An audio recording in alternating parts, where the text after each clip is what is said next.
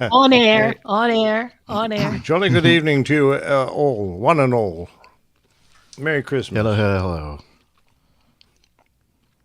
Hi, Al, Mazuz, Neil. Oh, Neil, Neil's there. Mm-hmm. Neil, weren't you going on a little trip? Are you in the UK, or weren't you going to go to Poland or somewhere? I thought you said last time. Can't remember. Thank you. Yeah, I was talking about some kind of a trip. Mazuz, thank you for your contribution to the coffee fund. Tony, Tim, the lovely Tim, and his cartoon. I enjoyed that cartoon with yes, Anderson's dog training. Absolutely, yeah, very good dog. I think we'll have that for the next show. I think we did when I finished. Tomorrow lunchtime, Neil's flying away. Al, hi, good evening. Poznan from Luce. We've already said hello to you, but hello again. What else we got? That's it.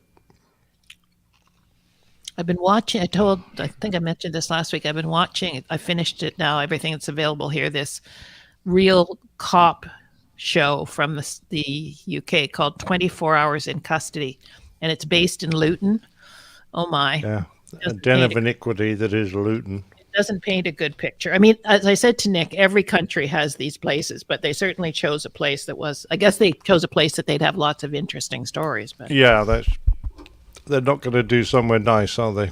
Where no one gets arrested. Is there a police station in Liss? It would be very sleepy. Well, there used to be one in Petersfield. It's now been turned into a museum because we don't get many policemen around here anymore. If you needed a policeman, where would they come from? Do you know? Winchester, which is about 30 minutes away. Wow.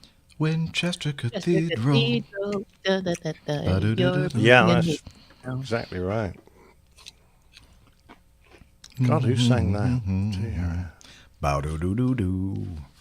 Well, Main Man Micah, if he's in the audience, he'll know. You would know. Well, I was just thinking the Bonzo Dog Doodah Band, but I'm really not sure. I'm going to have to Google.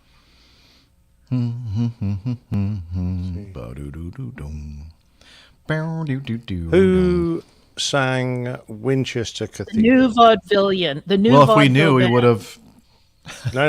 I was asking Google. I know. Mazuz knows the new vaudeville band. Good for you, Mazuz. There you go. Well, the new vaudeville. Okay. People also search for Bonzo Dog Doodah Band, so I wasn't necessarily the only person to get that. A lot of people are wrong the same way you are, Nick. Yeah, I know. That's a worry, isn't it? I'm wrong with the best of them. Isn't there a boys' public school in Winchester College or something? Well, there's a university that used to be Jilly's Teacher Training College. Oh, yeah, I thought so she now has a degree because when she graduated back in the year dot, she got a certificate of education. If you stayed for another year, you got a education degree. But they have now decided that most degree courses are so easy and short that they're going to give all the people with certids a degree. So here you go. Here, have a degree. Have a degree. Did she actually get anything? Here's a degree. I don't know if she actually got a certificate or anything. Thank you, Mrs. Yeah, famous public school. That's correct. A friend of my dad's went to Winchester, I believe. It's a nice old town. We've been there, haven't we, Jeff? I've been there. Mm-hmm. We saw the grave of the man who died from drinking small beer. Oh, I remember. And vowed never to drink small beer again. Small beer is dangerous. Yes. But tonight I'm drinking small whiskey. Because my new diet, it's what I have to drink now. Forces I've got to drink you whiskey. Yeah. You were using your Senate glass. Wait a minute. I'm on a whiskey diet, yeah. Well, whiskey has no carbs, you see. It's actually really good. Most of alcohol has carbs. Hi, Micah. Yeah, every bit but it might be low, but it's not no.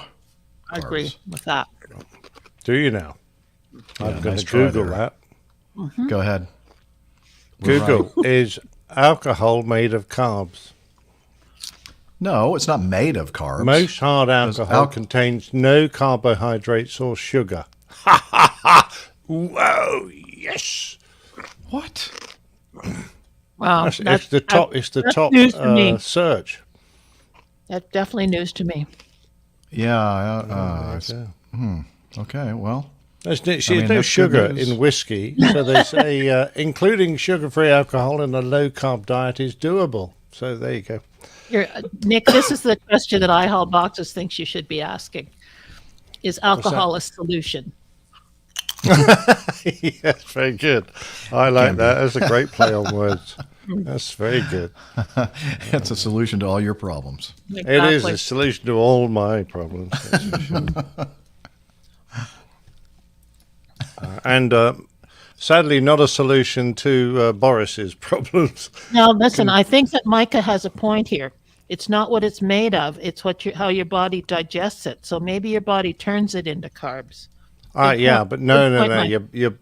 I think your body it's obviously converted in the liver, which takes a lot of energy. So your body consumes energy and in sugars and fats to convert the alcohol. So I think it's actually really good for you. In fact, I tell you what, I based that. It's really good for you. Yeah, it is really good for you. It's health food. I based that on. Miracle cure. Went to a bar with one of Stephen's friends, who is type 1, and he had one of these really fancy pumps that continually delivers insulin when it automatically senses his blood sugars and continually delivers insulin. Very, very clever. We were chatting about that because I was already type 2. And I said, well, what's okay? He says, because you can't really drink beer. So he said, oh, whiskey's really good. I have to be careful drinking whiskey because I can get a real bad drop in my blood sugars. Oh. So you don't fall unconscious from the alcohol then? Well, I guess probably if you have enough of it, you will. Yeah, probably. So we'll have to work out whether it's a hypo or a hyper. Lowest vodka, eh? Vodka. Well, Auntie Liz gave me this whiskey, so she wouldn't give me anything that was bad for me. Oh, never. How about tequila? No. How's tequila? Because that's what about gin? the FO that I'm drinking with. I have been drinking with quite a bit over this trip, this day 3 and 4. He is on a low carb thing, and he drinks whiskey. I mean, not whiskey. Tequila on the rocks with a slice of lime, and I tried it and I thought, oh, this is pretty good. I could do this. You can't do it for long. That's the problem. Yeah. So you add salt and the lime and no, that's a shot of tequila. I mean, I guess this is it's just how else do you tequila drink it? on the rocks. It's like whiskey on the rocks, or what do you call it? Okay, Clean? all right, cool. Neat. Just, whiskey. Neat. Yes, it was really neat. That's so neat. Good. Okay, I want to change. It's getting down to the dregs. No, I'm gonna have to come over again, Nick. Does everybody understand what we're doing here? We're waiting for Steph. No. And Steph's going to join me. I don't know if you noticed, but right here is where Steph's going to be.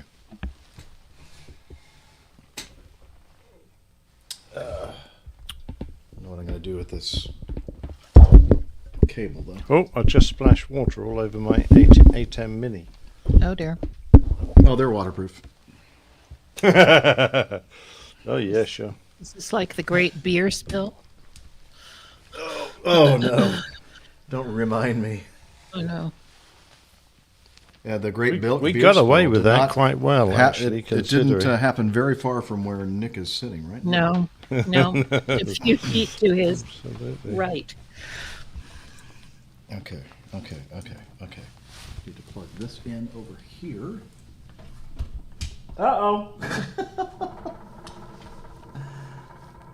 It's all going to worms. Shoot.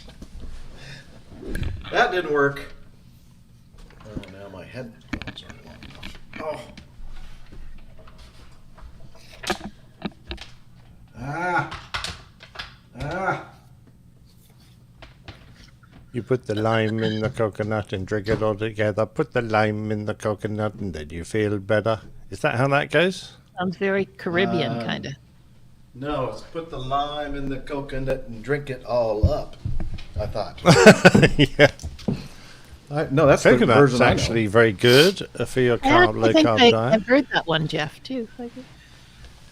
What's The that? Citric Acid Cycle song by Micah. Okay. Is this still plugged in? So yes, we're expecting Steffi to join Jeff. We're hoping that Rick is going to join us a little later. I don't think Nick Camacho is going to be able to join us, but he may surprise us. You never know. And I'm going to do a runner halfway through. Nick's got to get his beauty sleep. And trust us, that means a lot. Yeah, you can tell already that I haven't been getting my beauty sleep, can't you? Oh, you've not been sleeping well, I can see. Yes. Excuse me. See if I can. Oh, I got both mics on. So I have more screen real estate now than you can shake a stick at because I've got I'll bet. my new display. And is it lovely and clear and crystal clear? And It is. It's 5K, and it's Nice. not a huge, only 27 inch. So of course it looks really nice. lovely. The only thing wrong with it is that the LG display there is actually brighter because this one's set for doing photographic work, and if you have it too bright, then when you print your pictures, they'll come out fairly dark. You obviously adjust the exposure for what you see on the screen. Got it. And if it's too bright, you set the exposure too low. You been doing any dog shoots lately? No, to be fair, with Jilly and her knee and Right, my yeah. back, I don't think I could have done even if True. people have wanted. Got an invitation from a lovely lady in Italy who wants me to fly out and do a shoot. Oh, She Wow. runs a vineyard out there. Doesn't that sound lovely? Yeah, it does rather. In fact, I know of her of old. She paid me to give her some tutorials on photography. Did she used to and live she- locally there? Not too close, but Right. nearby. But now she's moved to Italy? Yeah. Wow, nice. Go in the So fall the- and you can bathe there with a grape harvest and enjoy some nice wine. Well, that exactly right. I was thinking about Can that. Jilly go with you? No, I'm going to sneak off, and this lady's divorced now, so I'm going to sneak off and see Oh, her. I at see. the end. Oh, it's an affair. I see. You do know that we are live, right? All right, okay. No one's going to wondering. tell Jilly. Excuse me, no, just I a would. second. No, I would. Hello, Jilly. Yeah.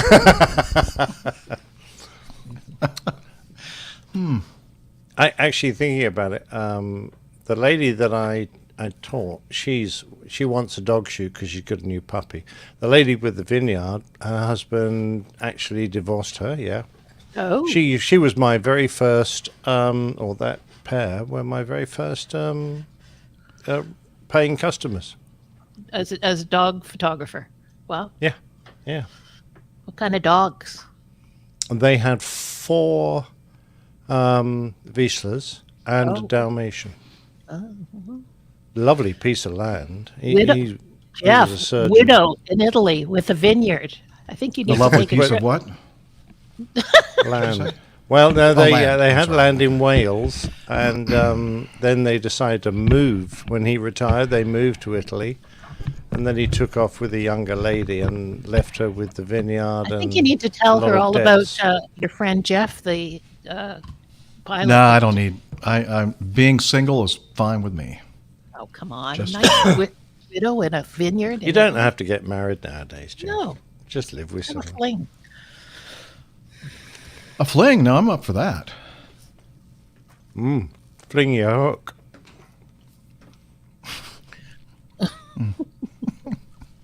Or, sling your hook, as we Swing say. your hook. Yeah, exactly. I see contrails are falling on top of your head. The chemtrails. Oh, they are coming out Contrails are of my falling ears. on his I can head. make them come out of my ears if you like. That would be perfect. The new Ain't theme nothing song for between the those show. two ears. Soft contrails are falling on my head. Yep. Those were in the days when BA had 747s. Was it overtaking you? That wasn't that long ago. You can't tell, can you? No, we're overtaking it, of course. Of course.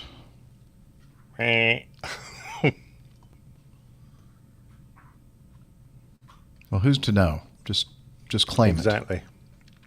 That's the whole point of us still. it.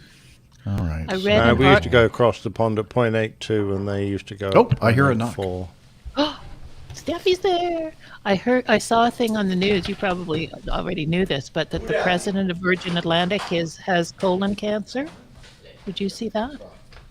Who has? Sorry, I was chewing a nut. Shane Weiss, the president of Virgin Atlantic, Oh, really? Oh, dear, that's dreadful. just That's stage not good. 3 colon cancer, I believe. Well, I think she's about at least 2 iterations of President head of of the company. Yeah, Yeah, since I left. got it. Well, I checked all the different places I normally put it, and I tore this backpack apart, and then finally I just checked this side pocket that I never put my wallet in. Yeah, that's where it was. I think I went through no crew member and then, And then just put it there Just because you were stuck like it in the middle there. of doing other things. yeah. I don't know if these beers are cold at all because they were at my office. All right, so we are on line, Okay. and What Here's has what she you got can on find her here. head? She's got a hat, a sun hat. It's enormous. I think it's the angle of the camera, maybe. what is it now? No, it's enormous. He's saying her hat looks enormous. Oh, I was hoping you were talking about something else, but No, we're Yeah, not. her hat. They said that. Oh, it's enormous. My hat is enormous. No, my stomach. It's actually not. I think it's just the perspective of the. I Is it agree. enormous? I agree, Steph. I That's think it's- enormous. That's what she said. That's what you hope I she don't said. think. I don't think it's that enormous. She lies. Well, your microphone certainly is, Jeff. Oh. Yeah, that's. How do I get that out of camera? Well, you think don't, mate. can. In fact, Sorry, if yeah. you move it to the right a little bit, just move it right. Move it right a little bit more. Oh, Bit more. this way or the No, keep, my yeah, right yeah, or your keep right? going. Keep going. Like- You haven't gone Oh, far I enough see. yet. Yeah. Keep going. How about that? Yeah, Is that that's better? perfect. Perfect. Excellent. Oh, yeah. Excellent. He cracks himself up. This is best audience. Some of these should go in the fridge because this Oh, is a that's weird so story. But these funny. were at my office Uh-huh. because that's where they got mailed to. Because they won't deliver it to. Oops, sorry. Telephone. Telephone. I always like to watch professionals at work. And what are you doing here, Neil?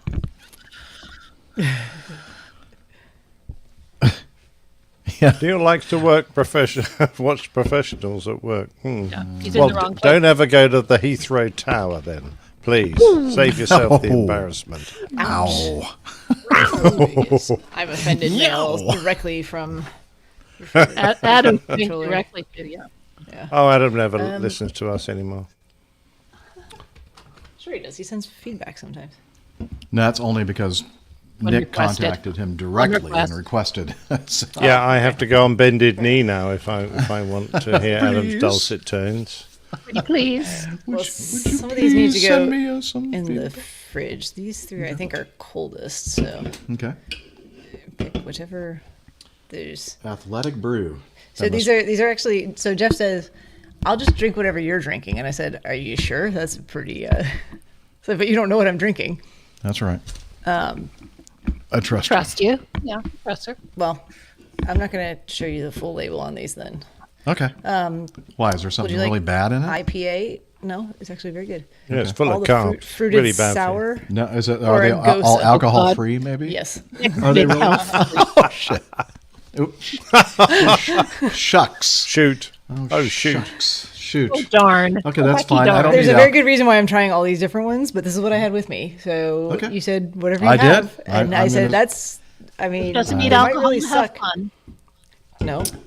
Yes, I do. You want? Look at the look of There's- disappointment. Look I at know, he's so disappointment upset on right the now. face. I know. No, I don't. I do not need Do you want alcohol. a sour, a gosa, a regular IPA, or a session IPA? I don't know why it would even be a session IPA since there's. Yeah, because that's Well, this all one's about this one alcohol, says near beer. Uh-huh.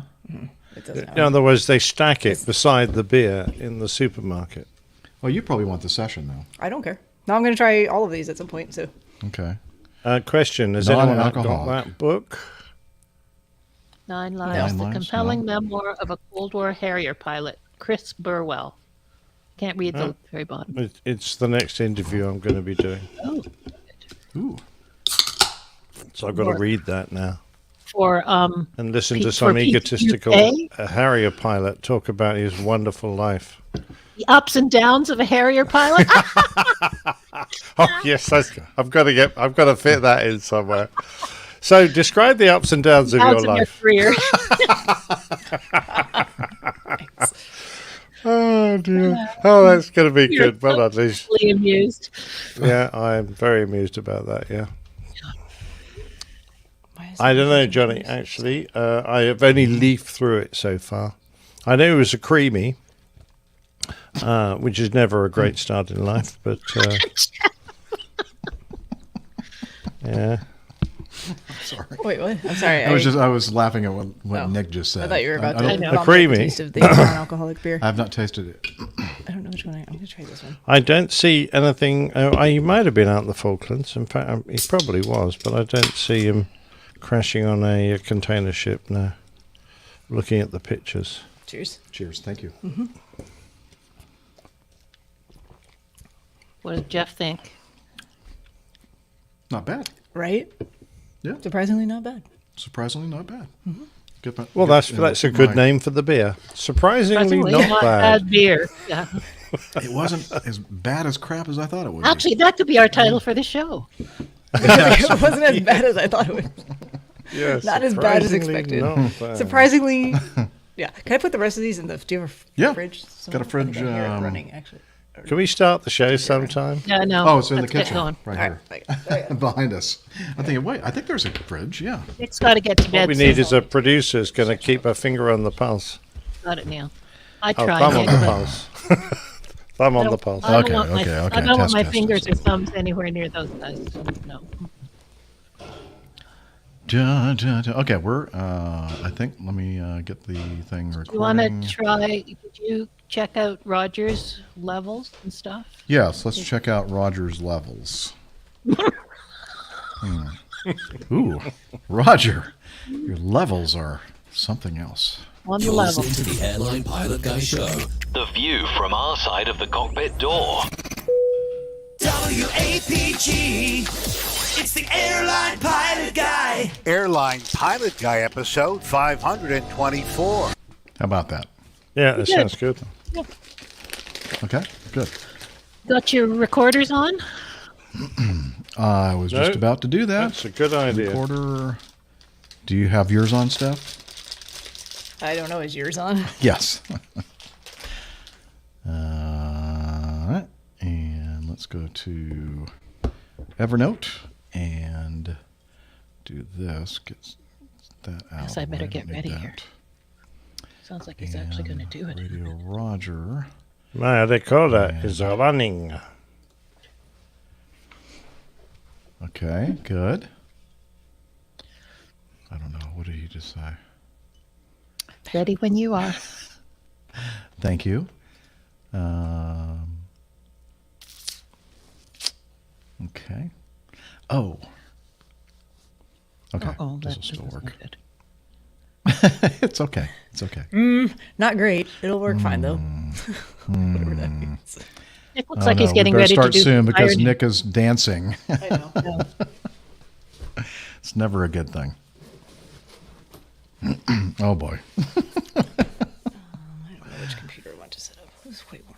Do you need to? I have like 3 computers with me. It's fine. Oh, okay. You can set them all up. I think we have room. No, You I'm want me just to going move- to set up. I'm move just going to some set of the up stuff one. over. I don't need all of them. Here, let me. Here. It's okay. I got plenty of room. I It's going to go I'll right put here. that over I just here. want my own. I'll just go into the other room. I just want my own access to the chat room. Okay. I thought Absolutely. we were That's all close, I'm- Nick, but looks like you're not. No, we're fine. Don't ignore what I'm doing here. I can do this while I can multitask. Okay. All right. Here we go. Gotta find that. And okay, I think I'm ready to go. Huh? Ready? Right. All right. yeah. Let's go. All right. Do it, baby. You're listening to the Airline Pilot Guy Show. The view from our side of the cockpit door. WAPG. It's the Airline Pilot Guy. Airline Pilot Guy episode 524. Yeah, he's up in the sky. It's the Airline Pilot Guy. Hello, you're listening to the Airline Pilot Guy show, the view from our side of the cockpit door. With your host, Captain Jeff, broadcasting live from Studio 3C at the Doubletree in Charlotte, North Carolina. Today's show is recorded on the 8th of June, 2022. Yeah, he's up in the sky. It's the Airline Pilot Guy. Put your light and he's flying by. With the Airline Pilot Guy.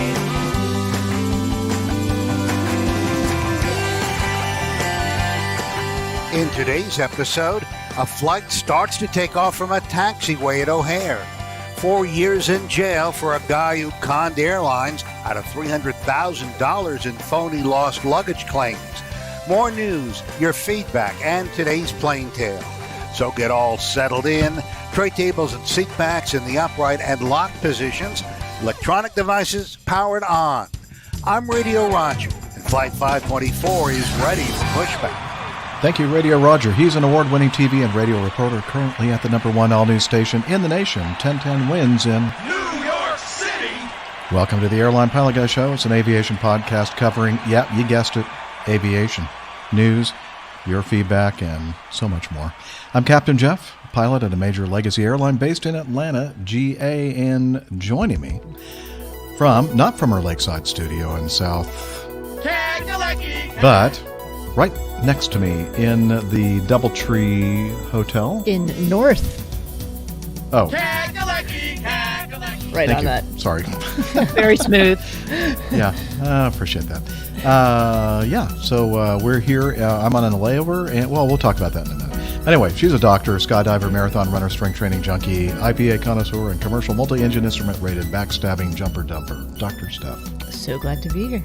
Nice to I'm see glad you. that you're here as well. Yeah, we haven't really even had time to We have talk. not. We'll catch up. Yeah. All right, and also joining us from across the pond in his home studio, in Hartford, Hereford, and Hampshire. professional photographer, former RAF, RAAF fighter pilot, retired Airbus A330, A340 captain for Virgin Atlantic Airways, it's Captain Nick. Hi there, team. Great to be back with you all. We're going to have a few of us on board tonight, which is going to be great. Looking forward to it.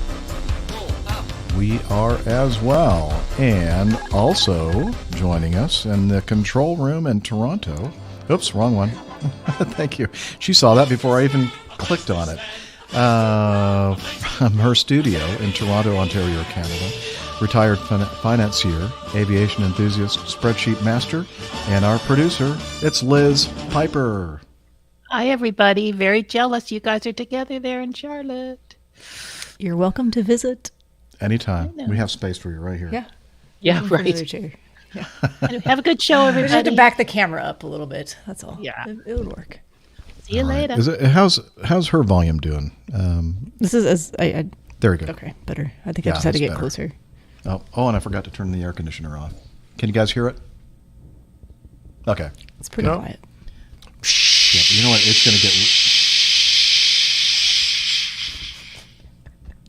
All right. What was someone saying about watching a bunch of professionals at work? I don't know. Not correct. Obviously Those on air drugs conditioners, they're something. really loud. The- You know. Yeah. I can. Okay. This is going to be fun to edit. Okay. Well, let's don't delay this any longer, and let's start talking about some aviation news.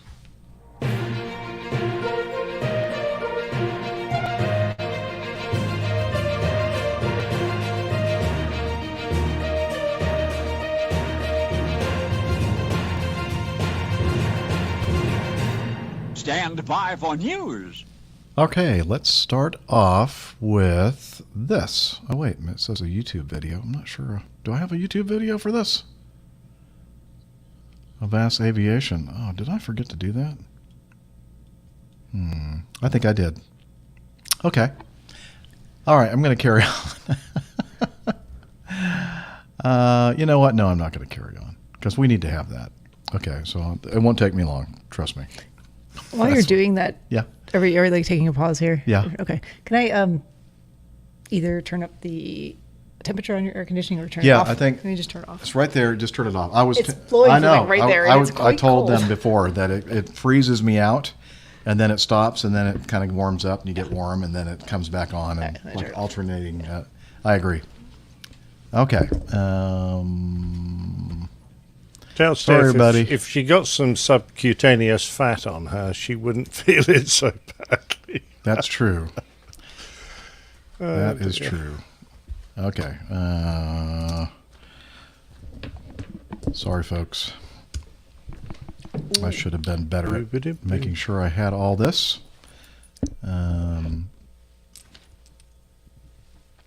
But it shan't take too long.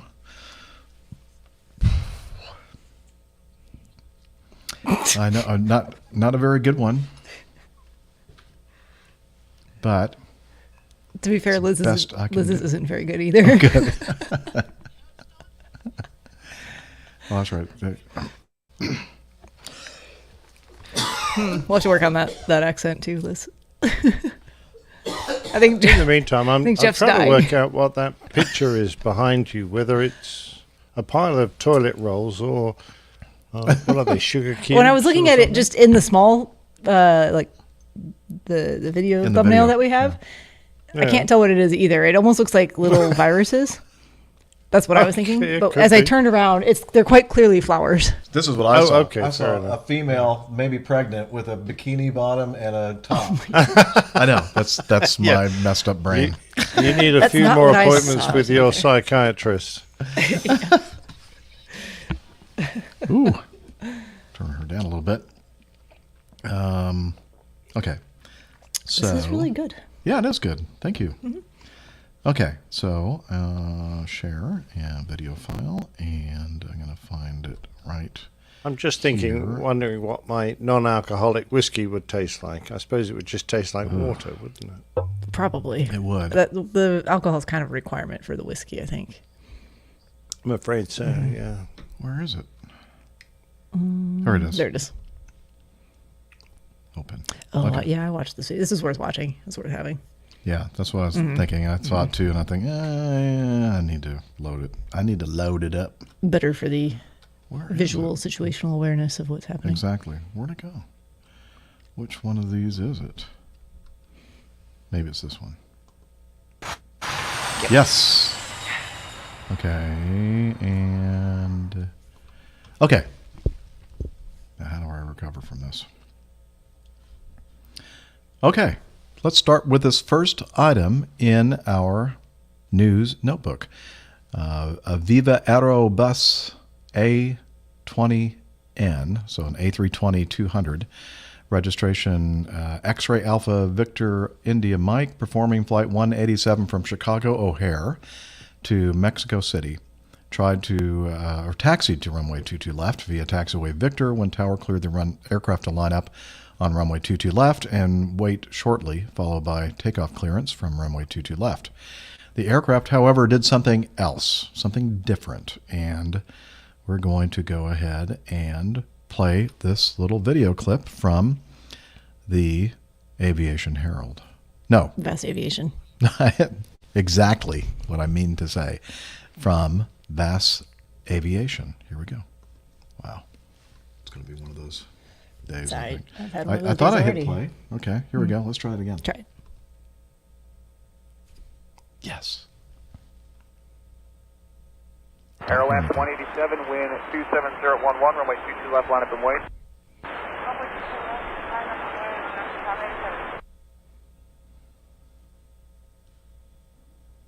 What's the call sign? Aeroenlaces, something like that. Okay, so they line up on taxiway November instead. Airlines 187, turn left heading 180, runway 22 left, clear for takeoff. It basically means Aerolink. Airline 27, cancel your takeoff clearance. Are you lined up for 22 left? Cancel your takeoff clearance, sir. Airline 27, cancel your takeoff clearance. Stop. Airline 27, stop. Airline 27, stop. You're taking off on a taxiway. Airline 187, O'Hare. Cancel your takeoff clearance, Airline 27. You're on taxiway November right now. Take a right-hand turn at Yankee and a right-hand turn on Victor. Okay, right on Yankee and then... Take a 2 right-hand turns. The next right turn is Yankees, a right turn at Yankees, and a right turn on Victor. Right turn Yankee and then right turn Victor and left turn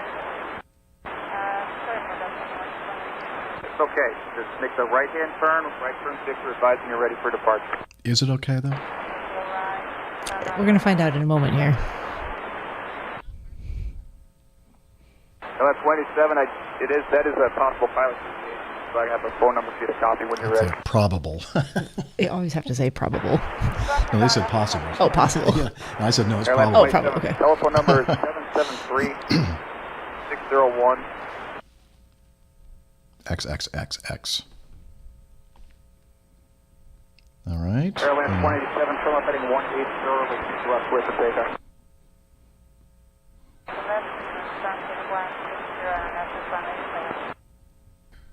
And the aircraft continued to their destination safely, using the correct runway, which is runway 22 left. So the parallel taxi, well, not even a parallel taxi, the taxiway, thank you, Liz, we're seeing on the imagery on the video, and we'll have in the show notes if you're playing along. They were supposed to line up on a 220 heading, 220-ish heading. I think it's 218 for that runway. 22 left, and instead they ended up turning right and then basically heading due west, which is one of the parallel taxiways for 28 right. And luckily, the control tower controller saw this early on. Very quickly. They didn't get very far. And, averted a disaster there. This just goes to say that it's always extremely important for us to, when we're taking a runway, to kind of double check your heading on your primary flight display and make sure that that makes sense with the runway that we're supposed to be using for takeoff. And that would prevent something like this from happening. What time of day did this happen? Do we know? Was it nighttime? I don't think so. Does it say? I don't think it says. I'm not sure. No, it doesn't say on the Aviation Herald narrative as either. But, I mean, okay. It doesn't matter. Yeah, I mean, if anything, I would think that at night it should be even more obvious that you're not lining up on a runway but a taxiway because of the lighting. I don't know. I mean, it should be obvious either way you would think, but, if it's an unfamiliar environment, it's been stressful for some reason, long day, task saturated with something else going on, unbeknownst to us, and yeah. But good work by the controller. I used to depart on that runway quite a lot when I was working, and we were parked. If you can put that picture of it back up, Liz. We were parked right where those aircraft are. You can see at the top. It's Terminal 5. The kind of international terminal for visitors. And the one thing I will say is that... foreigners. And Southwest Airlines now. Okay. Well, same category. Same category. Was that when there weren't any big queues, even when they were, we used to get a lot of our checks done before we even called for taxi, because we knew that if we were given a quick taxi. The route between where we were parked and that end of that runway was very quick. And you didn't want to get rushed trying to do your checks or miss something. And I'm not saying this is the reason, but that's just one of those things you've got to think about when you've actually got a very short taxi route. I don't think it's particularly confusing. It is always a little confusing when you've got two runways starting around the same area. But I really don't have a great deal of sympathy for the crew for the very reason that Jeff said. Not only do they have a picture of the runway on their horizontal display, it's representation, a big long runway, and you're supposed to be pointing down it when you line up for takeoff. Not like almost perpendicular to it. Compass, to show you. And most sensible crews tune an ILS so that they've got that confirmation as well. There are so many ways of making sure. And the markings on a runway are pretty unique. Very different compared with a taxiway that they've just trolled along. So not a lot of sympathy for the crew. I'm very impressed with the controller, and particularly because not only did he make the calls and spot it very quickly, when he thought that the phrase he was using wasn't working and they were still rolling, he changed it and said, "You're taking off on a taxiway." In other words, he didn't just keep repeating the same command, stop. He actually said something different that might have, suddenly bought a response from them. I think they were just probably too busy talking to each other, trying to work out what was going on to listen to him. But why are they yelling at us? So consider it's a Mexican airline, so probably not native English speakers. Correct. Spanish is probably their first language, but that's actually very difficult to do. When you're, there's a startle factor for that controller as well. He wasn't expecting them to go down a taxiway. He was expecting them to line up on the runway. You usually say the first thing that comes to your brain that's going to get their attention, and it's very difficult to think, oh, maybe they're not understanding that. I need to say something. I need to phrase it differently or say something a little bit different. So. I found, though, if you're trying to communicate with somebody in a different language, if you just say it louder, then that usually helps. Yes. Interpretation, volume interpretation. We like volume interpretation. Yeah, it's an incredibly busy airport, and the controllers there, they make it work, and they get an enormous number of aircraft moving all at the same time, simultaneous runways for the base departure and runway and arrivals. So they are working incredibly hard, and for one of them to spot this, I think, is really good. So well done, Chicago. Yeah, very good controllers there. All right, let's continue on with this next item in our notebook. A GetJet Airlines Malta Airbus A320-200 on behalf of Norwegian, registration 9 Hotel Echo Mike uniform, performing flight 4311 from Stockholm, Sweden to Paris Charles de Gaulle, France, was on an RNP approach, required navigation performance, approach to Charles de Gaulle's runway 27 right.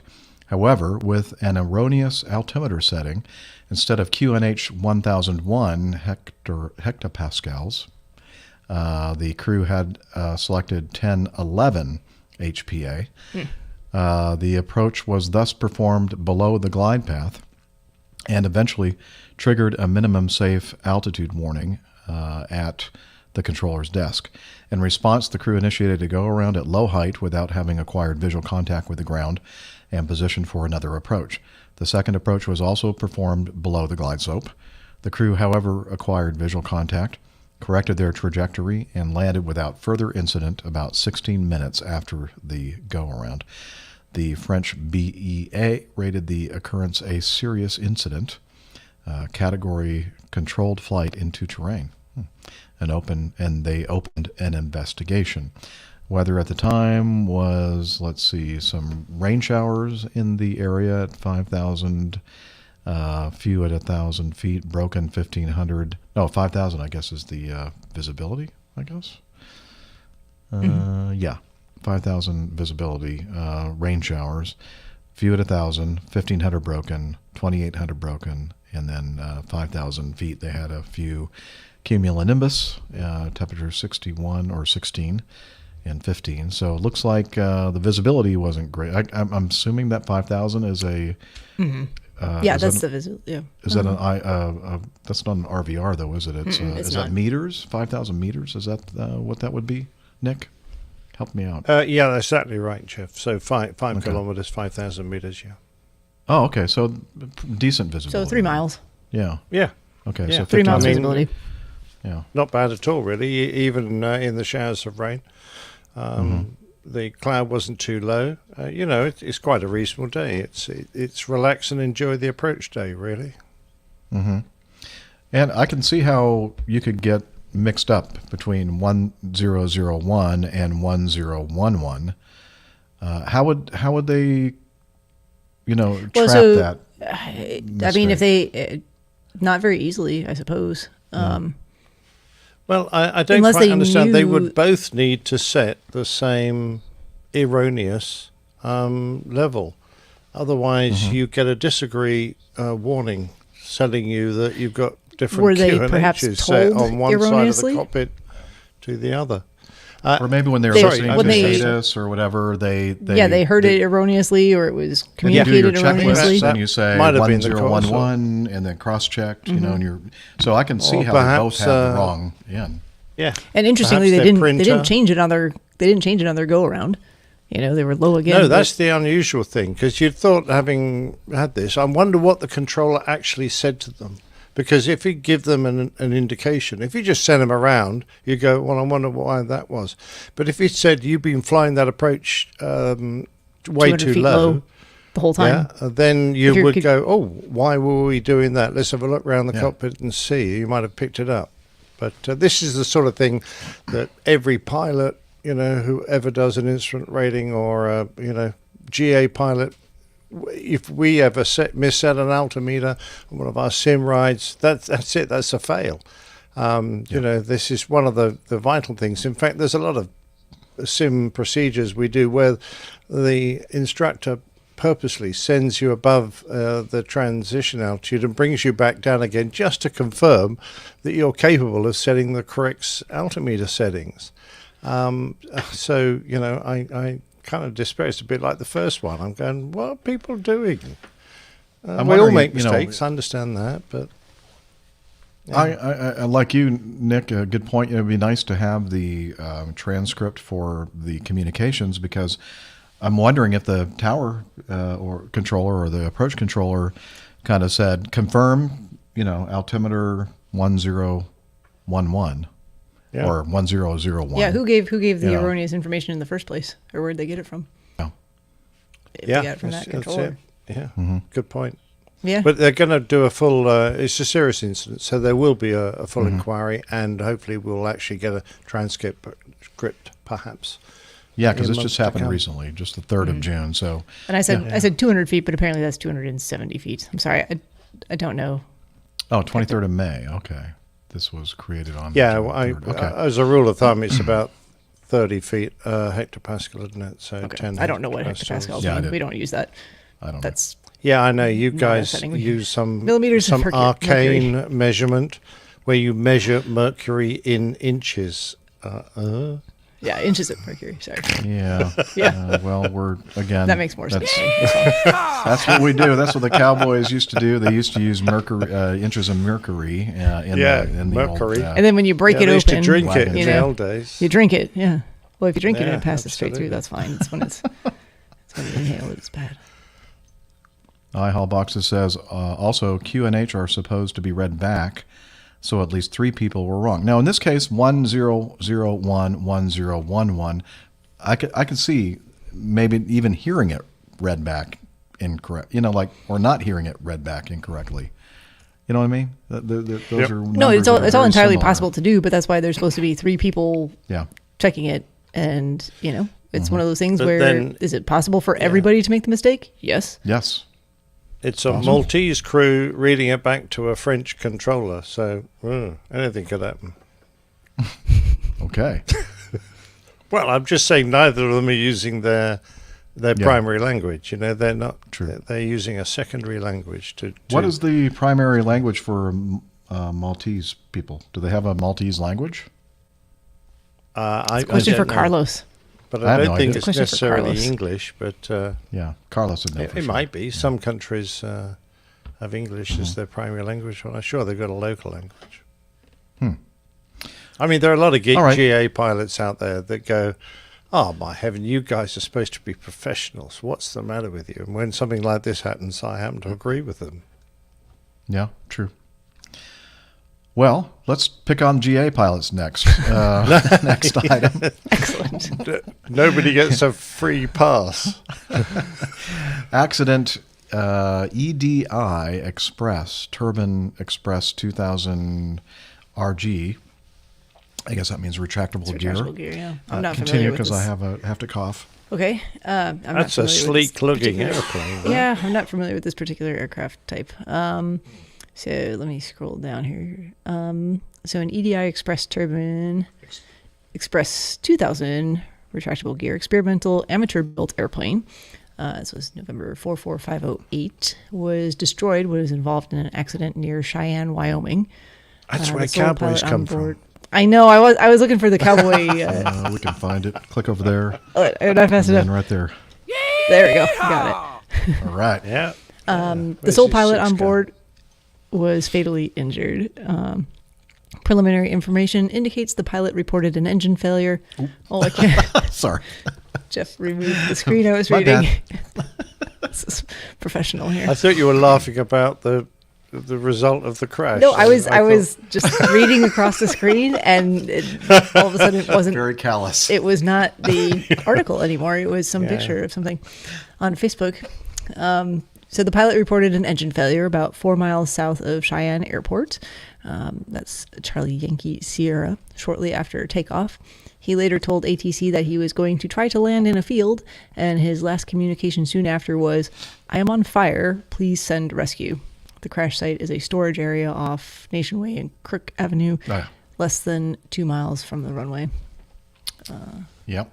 And by the way, we should mention that some of the news coverage is from Cowboy State Daily. It's Wyoming. I know. Yeah. Let's see. It really doesn't have a heck of a lot of information, but we do have. Wait a minute. Hang on. Video from security I do have cameras. A video. Show the here, plane spinning into the ground. Let's take a look at this, shall we? Okay. See that That's already. Very high angle of descent. Steve Sears had the security cam footage of this aircraft coming down. Not a good sign with this angle here. No. It was a solo pilot. You can see it was an Express 2000 RG. November 44508 was the tail number. This is the interior. I'm not sure if any of you have flown this aircraft before, any of you pilots. But there's the tail number there. Yeah, so again, fire is going to go ahead and get the call from dispatch. They're going to go and respond to this thing. And you can see they're on scene putting water. It was at a storage facility.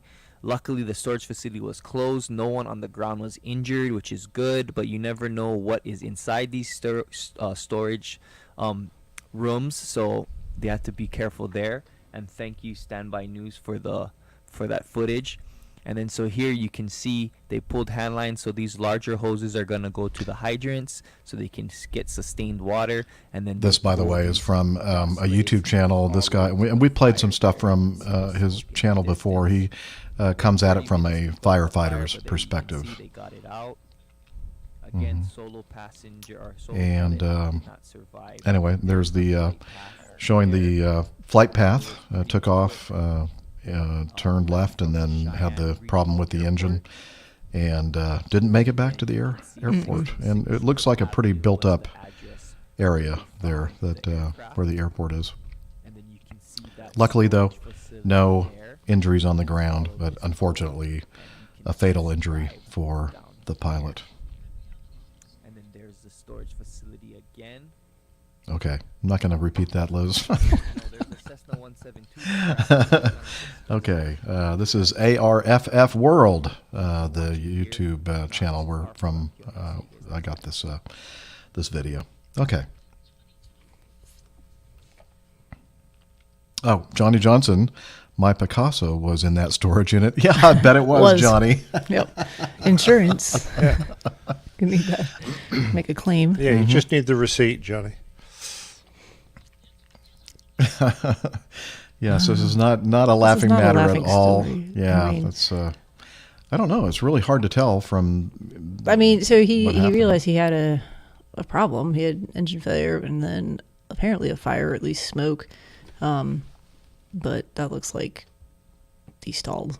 Yeah, so I'm thinking that it may have all these distractions caused him not to pay attention to his airspeed, and and it's not uncommon, is it? No, that happens. Lose an engine. Yeah, and especially if you can't see, if for some reason there is smoke in the cockpit. Yeah, that's definitely an aggravating factor in the whole thing. If you have smoke in the airplane, fire.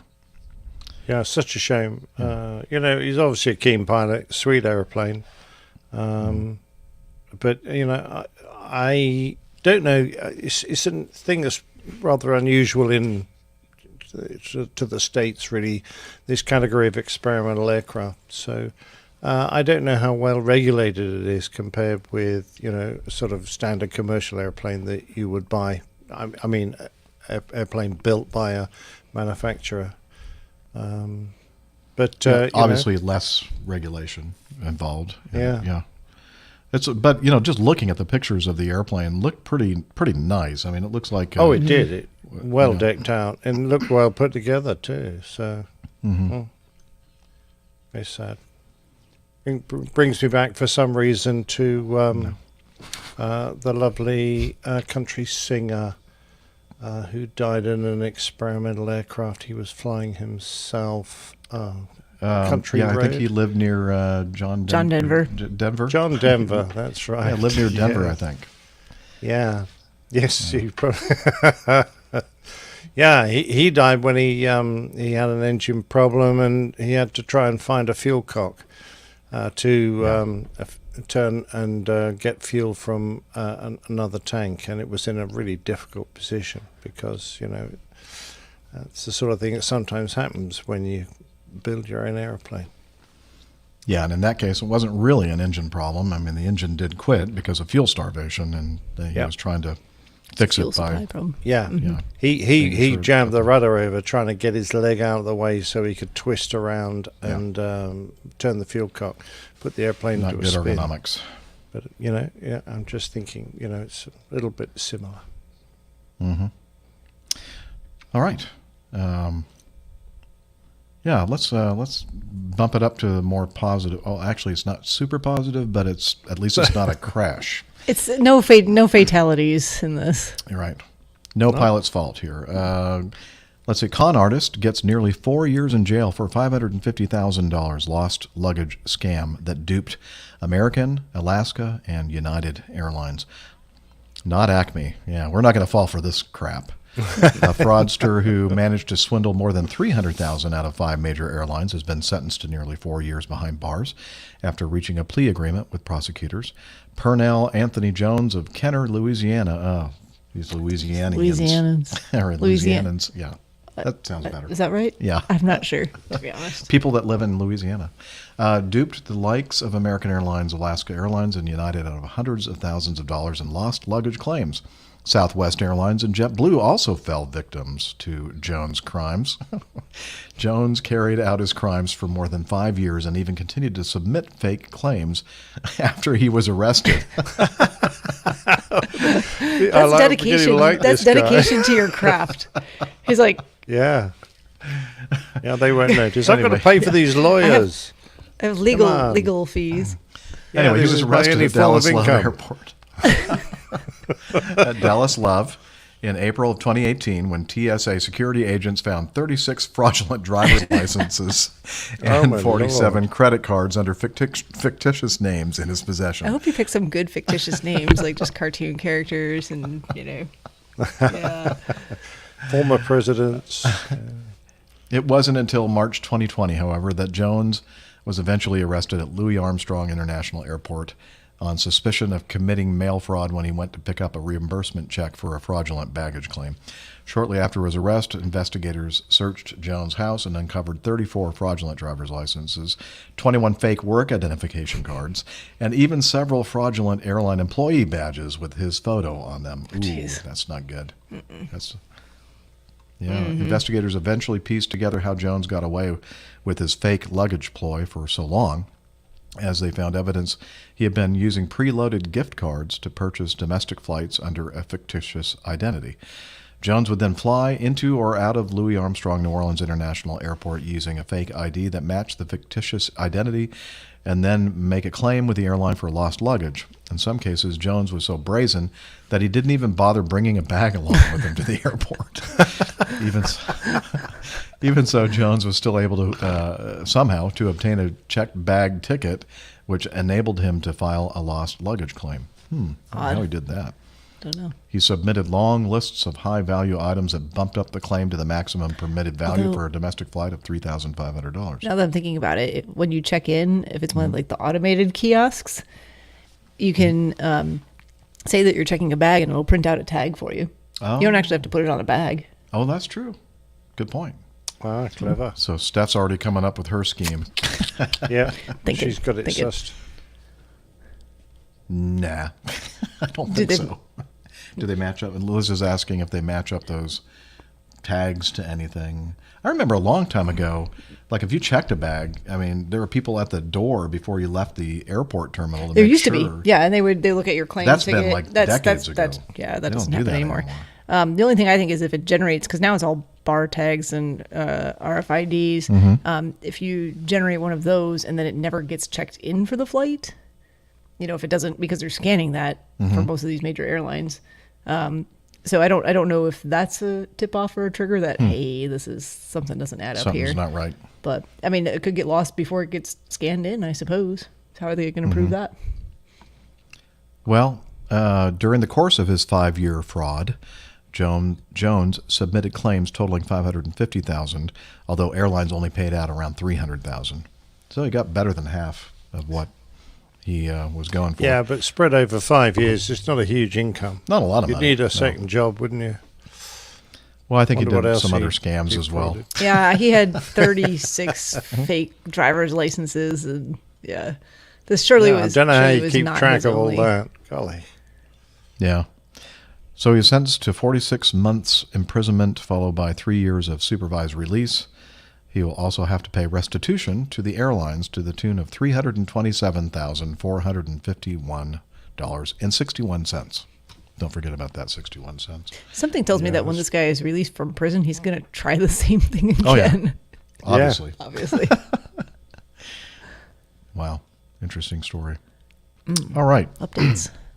We, I believe, covered this one shortly after it happened. We did. And when was the original? May 2021? Yeah, a lady assaulted a Southwest flight attendant. And let's see what I have to listen to. Yes, it's... She's very distracting. It's not distracting. Anyway. You just have to remember that no one else can hear her. I know. Well, you can hear her now. I can. Yeah. Anyway, the woman who knocked out the Southwest Airlines teeth, Southwest Airlines teeth. Look, is that just a bad that's a headline? Terrible headline. Woman who knocked out Southwest Airlines teeth. It makes it sound like the airline has teeth. Yeah, well, maybe it does. Anyway, ended up with a 15-month prison sentence. And believe it or not, I do have some video to go along with this, so let's listen. Also gave a very emotional statement. Here's the video. She's got a good right cross. This video went viral of 28-year-old Viviana Quinones punching a Southwest flight attendant, pulling her hair, and knocking 2 teeth out last year. During the flight's descent, Quinones was not wearing her face mask properly, unbuckled her seatbelt, and had her tray table down, all in violation of federal rules and regulations. In a fit of rage, violently assaulted a flight attendant by punching her with a closed fist multiple times in the face and head. This This behavior was reprehensible, and it will not be tolerated. Today. Nope. So she was taken to court and was sentenced 15 months in prison. They said one of the reasons why it took so long to bring this case to trial is because they were trying to sort out like a DUI charge or something else that she was. Of course, it's going never to just jail one for. thing, right? Yeah. She has to pay $33,000 in restitution and fines as well. Well, and good luck getting that. But well, yeah, but it's hopefully so she doesn't sad. get to get on an airplane again either. Yeah, you can have one moment of rage that could ruin your life. Just try and keep. And understand. Try and keep it together, folks. Yeah, I understand, get the frustration because, constantly being reminded, please, make sure you're wearing your mask correctly and make sure it's over your nose. And I guess this lady's fuse just ran out. But again, that's not the right way to resolve a situation. When you're frustrated, just follow the instructions and then, be a good person. Yeah, if you're really upset about something, maybe write a strongly worded email or letter afterwards if you really think you or were. just really punch a flight attendant in the face and if you're really upset, punch yourself in the face. There you go. And you know what I liked about no one else will have to deal with that video there is the fact that man got up jumped immediately. up immediately Yeah. and said, "You sit down. You get a hold of yourself here." And she tried to get back up again, and he made sure that she stayed seated. So, in this day where most people wouldn't have done a darn thing and just let it happen and get even worse, it's nice to see that somebody came to her rescue. Yeah, or worse still, just got the camera out so they could make a few bucks from a video. Yeah. Well, in this case, I think the video was very useful. Mm-hmm.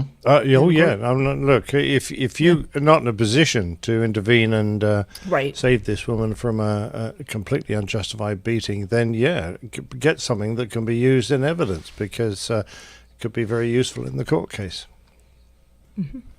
Oh, wait a minute. Oh, so here's part of her defense.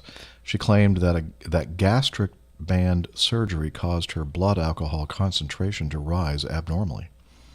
Well, if you had gastric band surgery and you shouldn't be drinking alcohol because of it, then that's not a good defense. Or is that part of her defense for the drunk driving? That was part of her defense for her drunk driving. Okay.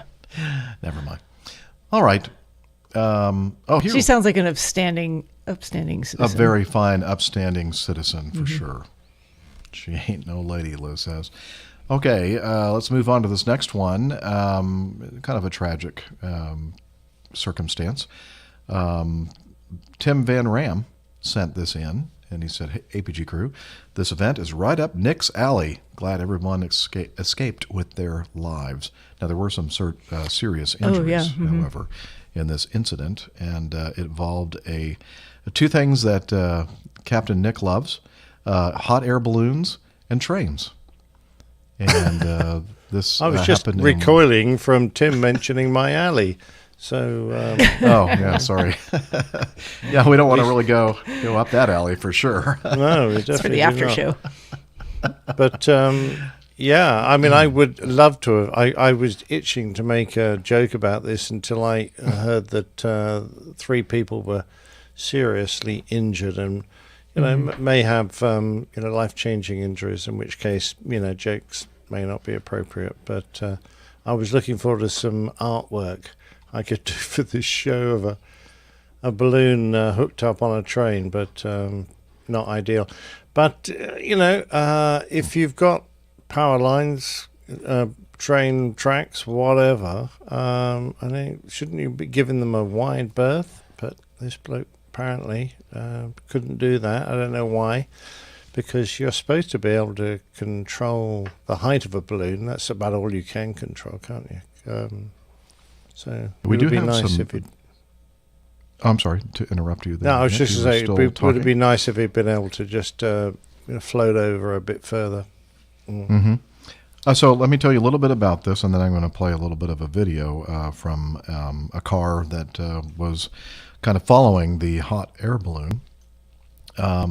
Let's see, where is it? Okay. 3 people injured Wednesday when the hot air balloon they were in became entangled with a train in Wisconsin have been released from the hospital. police in Burlington, Wisconsin, were called on a report of a hot air balloon that was struck by a train around 8:15 p.m., and the 3 victims were initially said to have suffered life-threatening injuries. You'll have to take over again. Oh, boy. All right. Continuing on, by Thursday, the pilot and 2 passengers had been released from a Milwaukee area hospital, the police said in a statement. So that's good. This happened on Wednesday, and they were released by Thursday. So that's good, indicating that maybe their injuries weren't as severe as initially thought. The pilot told officials that as he was trying to land the aircraft when the gondola touched down and the balloon got entangled with a northbound Canadian National train. The problem is with the Canadians. Yes. Yeah, there we go. I didn't notice that before. It was not clear how fast the train was moving. Canadian National, a freight 30 company, miles an hour, declined to I'll tell comment. you that. It says that in a different article. That was what the train engineer, I think, was quoted as saying. Yeah, it was 5 below the limit or something at that point. So the Federal Aviation Administration said the crash involved a Cameron Balloons Z-90 hot air balloon, and the investigation remains ongoing. The National Transportation Safety Board said it was investigating it as an accident, and a preliminary report should be finished in 2 weeks. All right. Did you say it was the V90? Z. Oh, Z90. Oh, that's a really quick balloon. That's one of the best. Oh, is it? Is that one that you're aware of? Yeah. Okay. Yeah. Such a shame. Okay. Now I can't. Don't cry, Jeff. But I'm just a. He's very emotional today. Yeah. Is this it? I don't know. Yeah. Here we go. This is from the car. Look at all those power lines. Yeah. That's so cool. So this is a car, and don't worry about us. We're just chasing hot air balloons. His son in a car and taking video of this hot air balloon. Now we're chasing a train too. Uh-oh. Try to above the tracks. What? It gets more dramatic. Oh, okay. I thought that was a balloon just whistled along. I know it was Z90. The power line. You know, you pulled like the fire trigger so it could go higher. What's this guy doing? Watching them. Oh, why is it so close to the train? It's Good going question. down. Well, follow it down. Oh, yeah. Uh-oh. Oh my God, I told you! Yeah, that's the end of it. Ouch. I almost wondered if were they out of fuel? Were they not able to climb back up again? Don't know. I don't know. Yeah. Investigation ongoing. Do they do inquiries? Because for this surely sort you're of thing? in a balloon. Surely you can see the train directly below you. Yeah, I'm wondering if Yeah. I think they do. Oh, wow. Yeah. The NTSB covers all of that. Yep. National Transportation Safety Board said it was investigating. I feel a bit sorry for the Steph. train I'm driver Stephanie. because, those Nice to guys meet you. are on a hiding to nothing. If it's not a balloon flying into them, they're people committing suicide on the tracks or whatever. Right. It can be quite a traumatic existence being a train driver. Well, right there on the video, we have a picture of Bruce Rogers. Says that when a hot air balloon with people in it was caught in his train Wednesday evening in southeastern Wisconsin, he felt helpless. The worst thing is watching it unfold and not being able to do something about it. What Rogers says he saw was a hot air balloon caught by freight cars and dragged along the Canadian National right-of-way through Burlington, Wisconsin. He says the balloon's basket and the people in it went from a dead stop to 30 miles per hour. I looked through my rearview mirror. It's never going to end well. It never does, he says. 3 people in the balloon were seriously injured, taken to area hospitals for treatment, and then as we saw in a subsequent report, they were released the next day with not too serious injuries. Yeah, he said they were released. So. Yeah.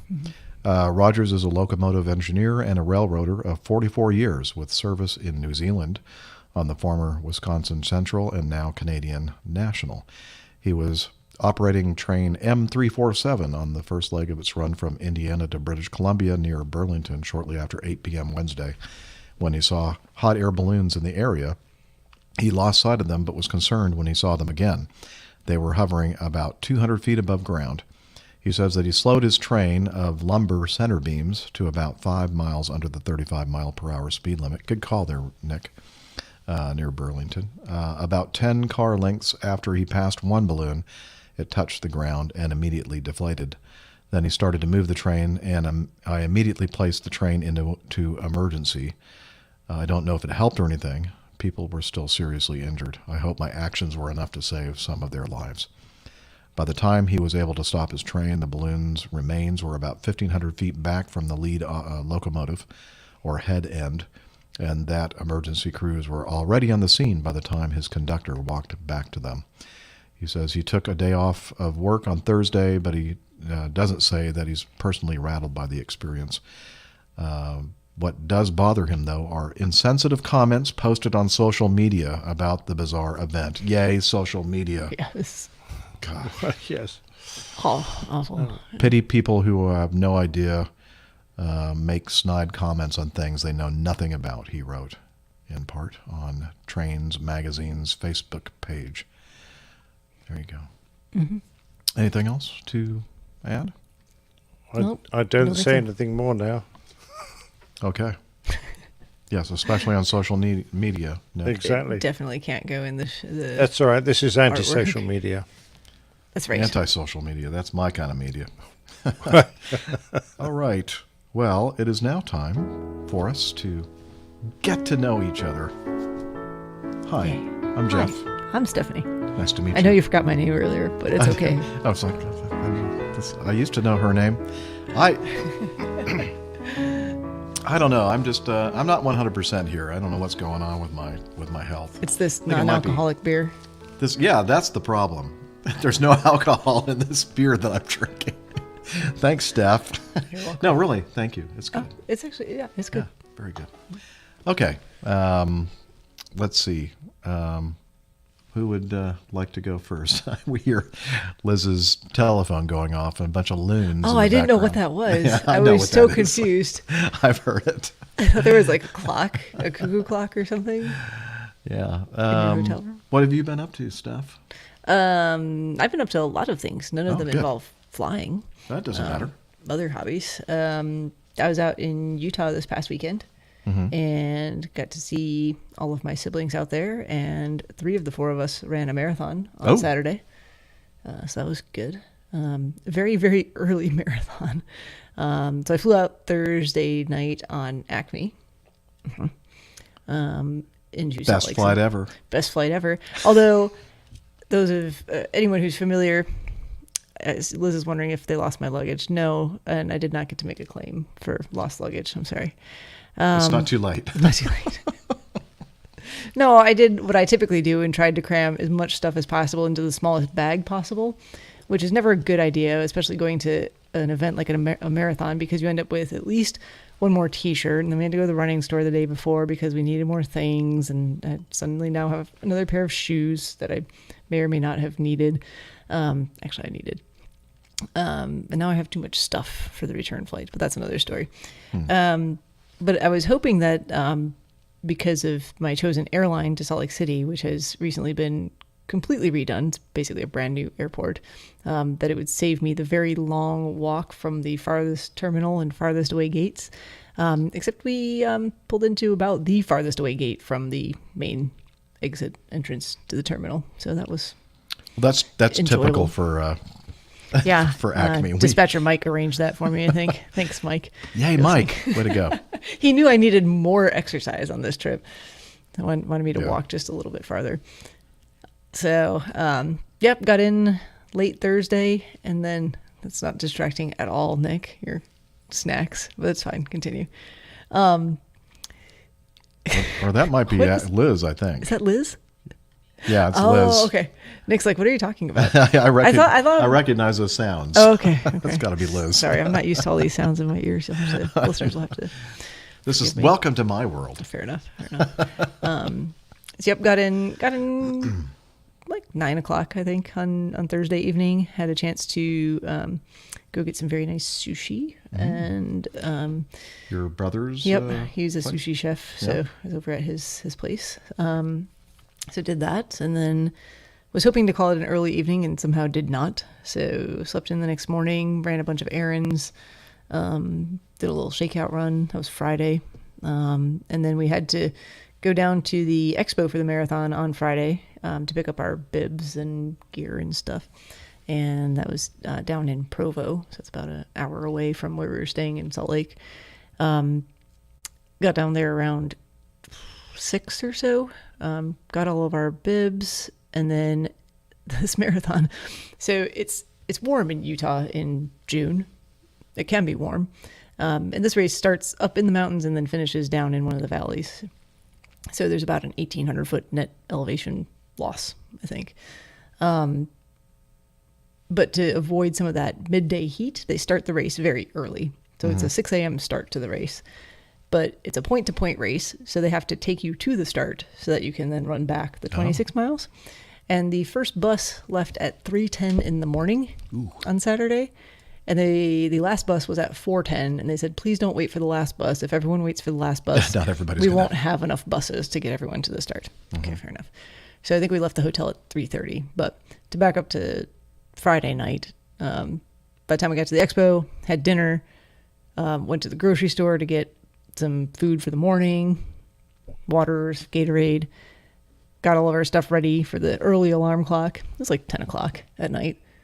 And this is still in Provo? This is in Provo. At least we're there at like... And then you had to drive back up to Salt Lake City? No. Or did you The stay race in is Provo? the race was in that Okay, I part didn't of know if you the- just stayed down there or not. Okay. Oh, yeah. We stayed down there. Sorry, I should have mentioned that. Okay. Had a hotel where the bus was supposed to pick up, but then they changed the bus pickup to like a block away, but still it was pretty convenient. So yeah, thankfully we didn't have to wake up at like 1 o'clock in the morning to get down to the bus. That would have, don't even bother going to bed at that point, I think. Right. But had a very, very nice race. It actually did get quite warm at the end as we got down into the valley and lower elevation. But the start was really nice. It's really pretty. It's through the mountains and canyons. Nice views of Mount Timpanogos the whole time. Was it up and down or? Mostly down. There was some Mostly uphill in the downhill. middle. Okay. Not terrible uphills, but just enough to kind of mess with you a little bit. You're expecting this nice downhill course, and then there's this. But downhill kind of can be challenging.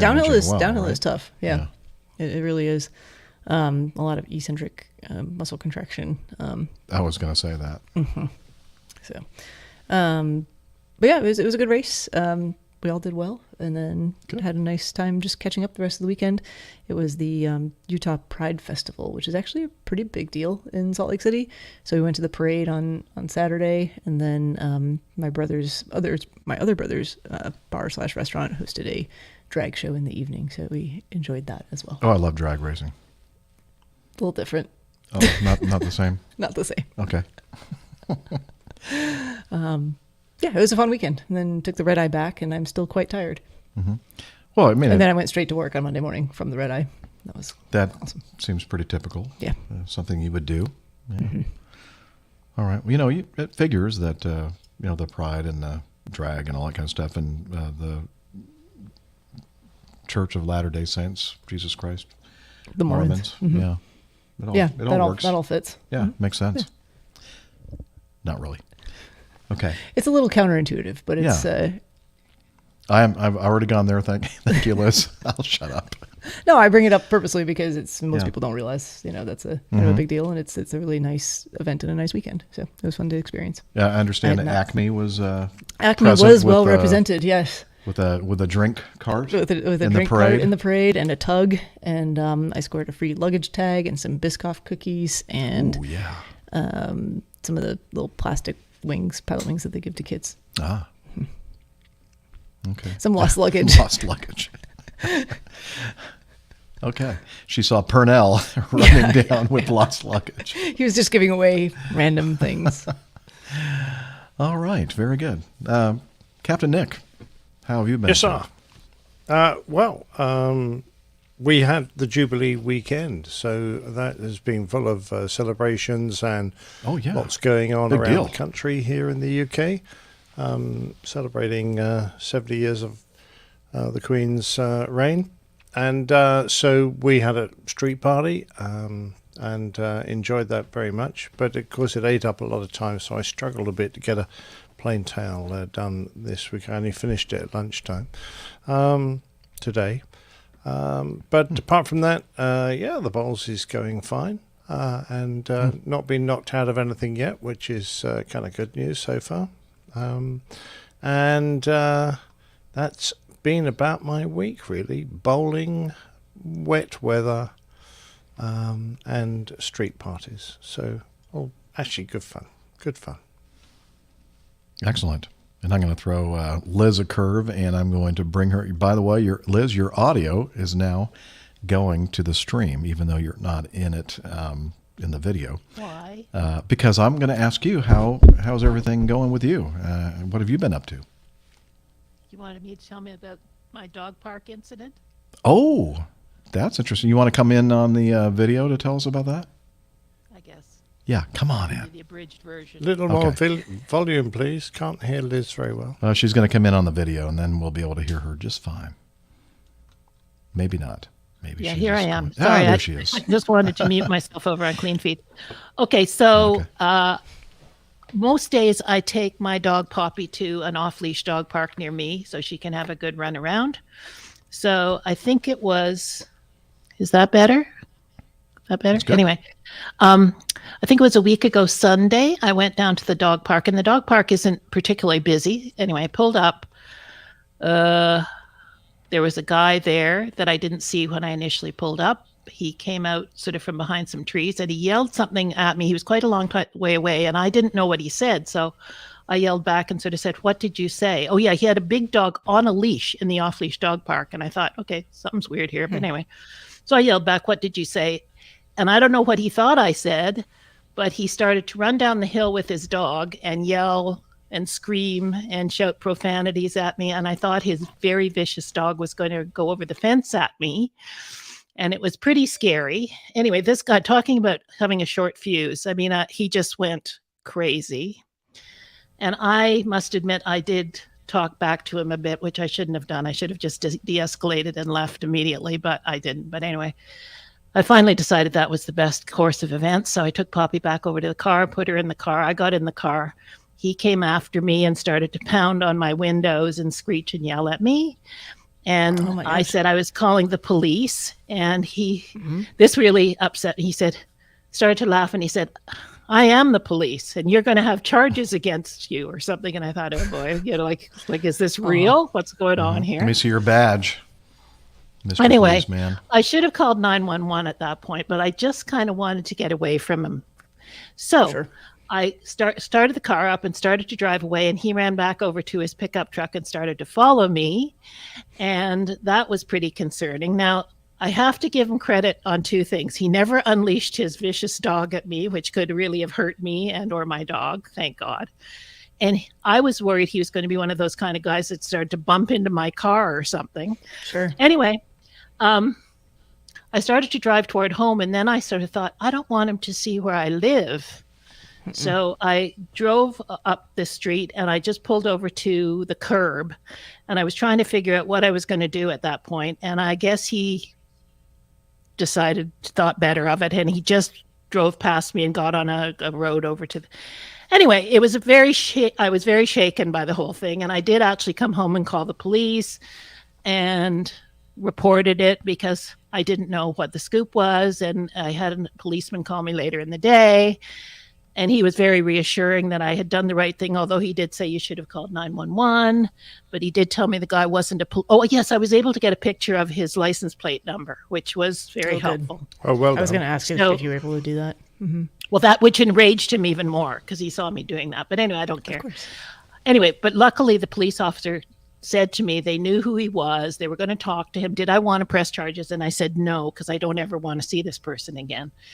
But he just basically said, you should have called 911.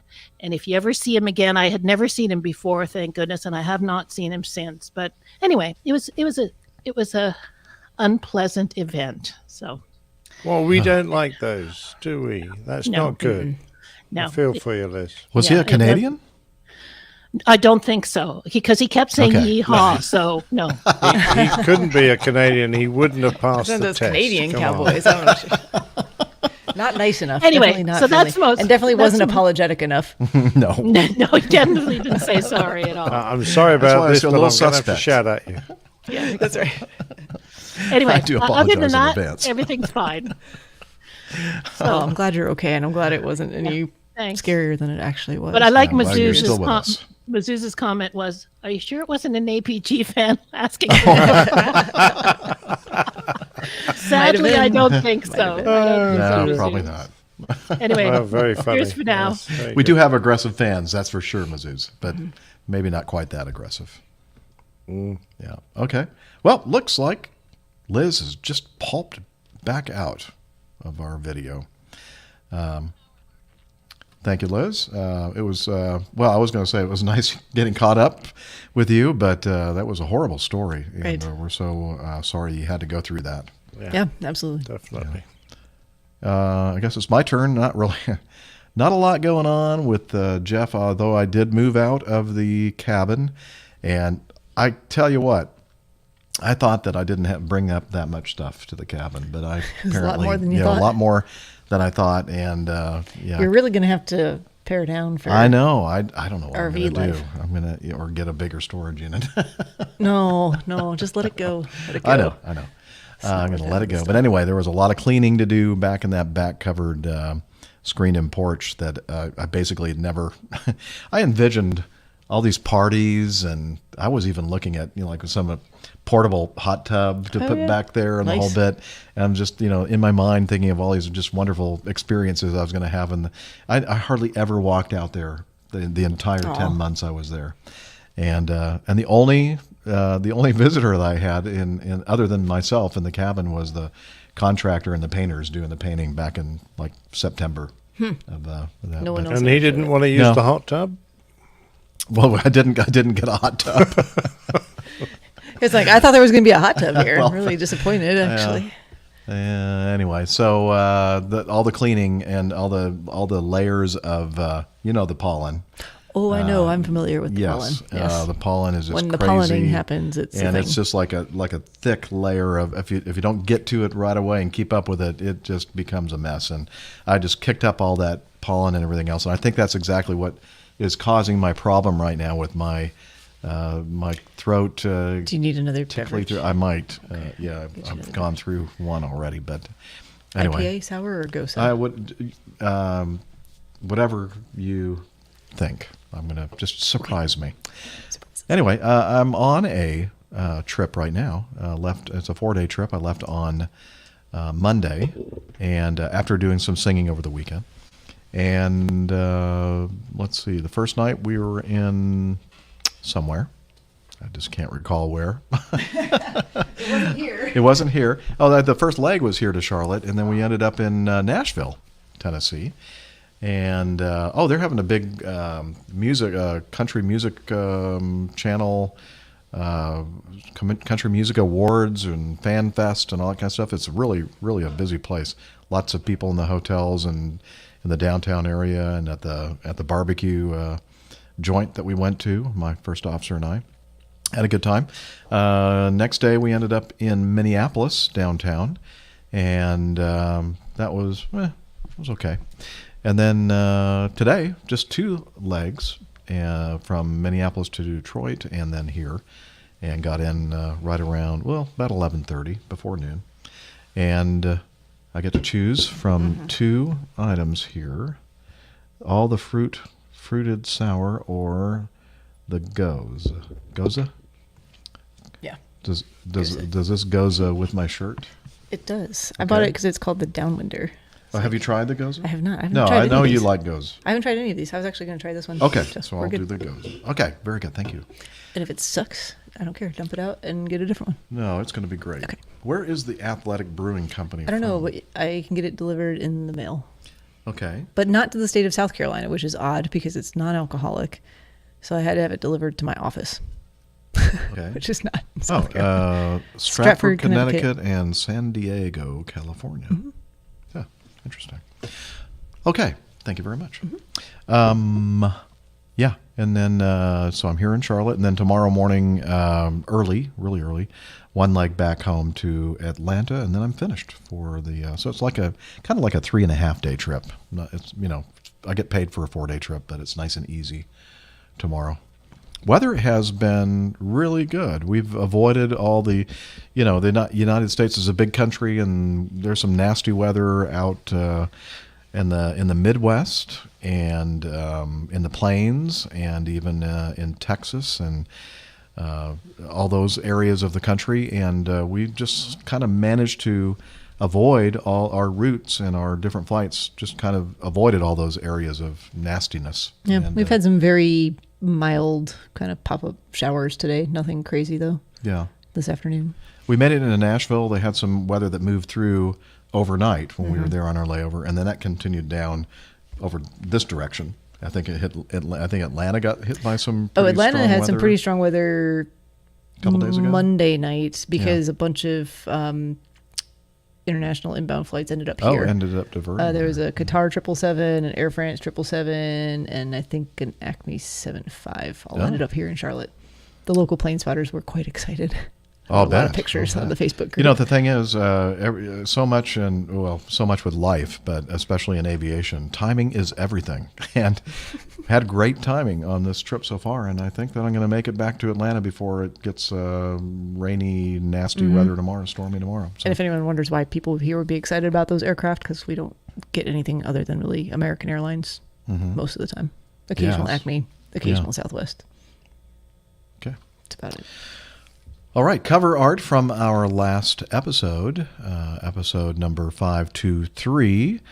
Our resident artist came up with an interesting concept. I love Boeing, which is and he spelled it the actual proper, the German way, or Austrian. Is it Austrian or German or both? I don't know.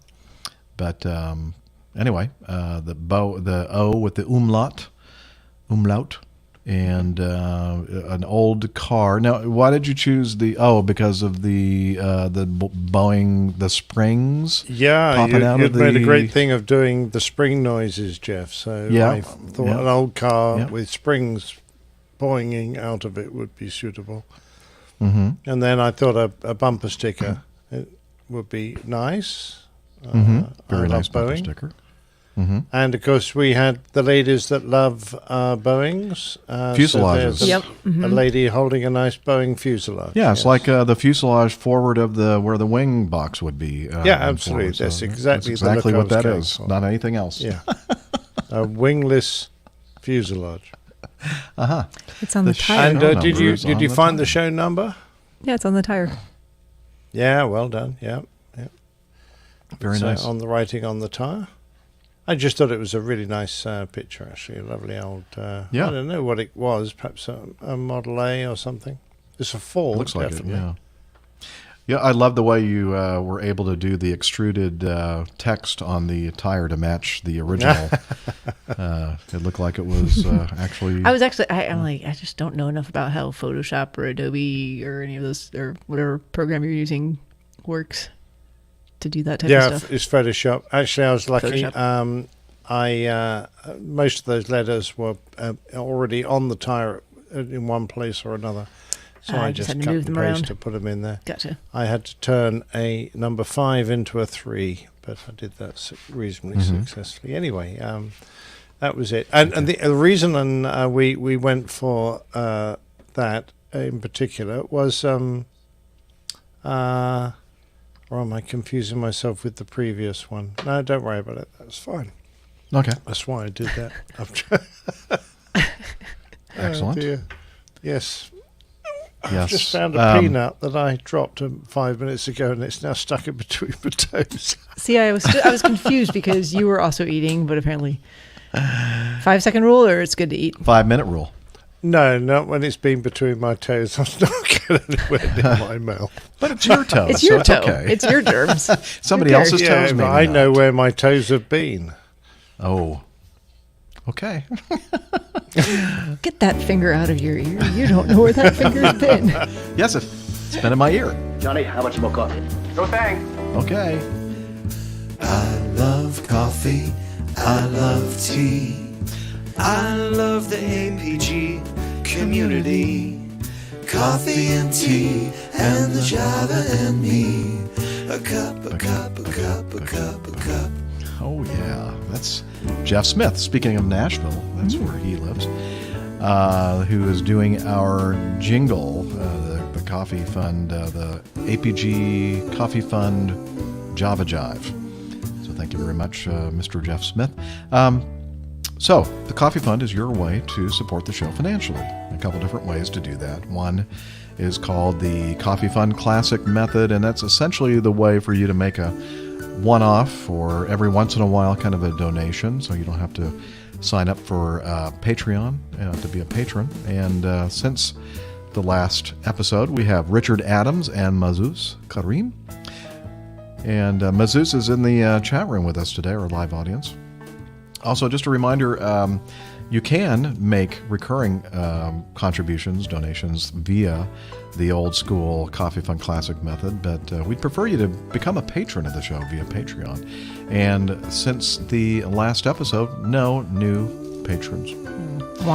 Yeah, but that's okay. We got a bunch of them over there, and they are wonderfully supportive of us, so we do appreciate that. So if, hey, you want to become a patron or part of our Coffee Fund cadre, please head over to airlinepilotguy.com/coffee. You'll be glad you did, and we will too, for sure. Need a bio break? I'm good. No? Okay. I think I'm okay too. And is Nick already taken advantage of the Coffee Fund? Okay.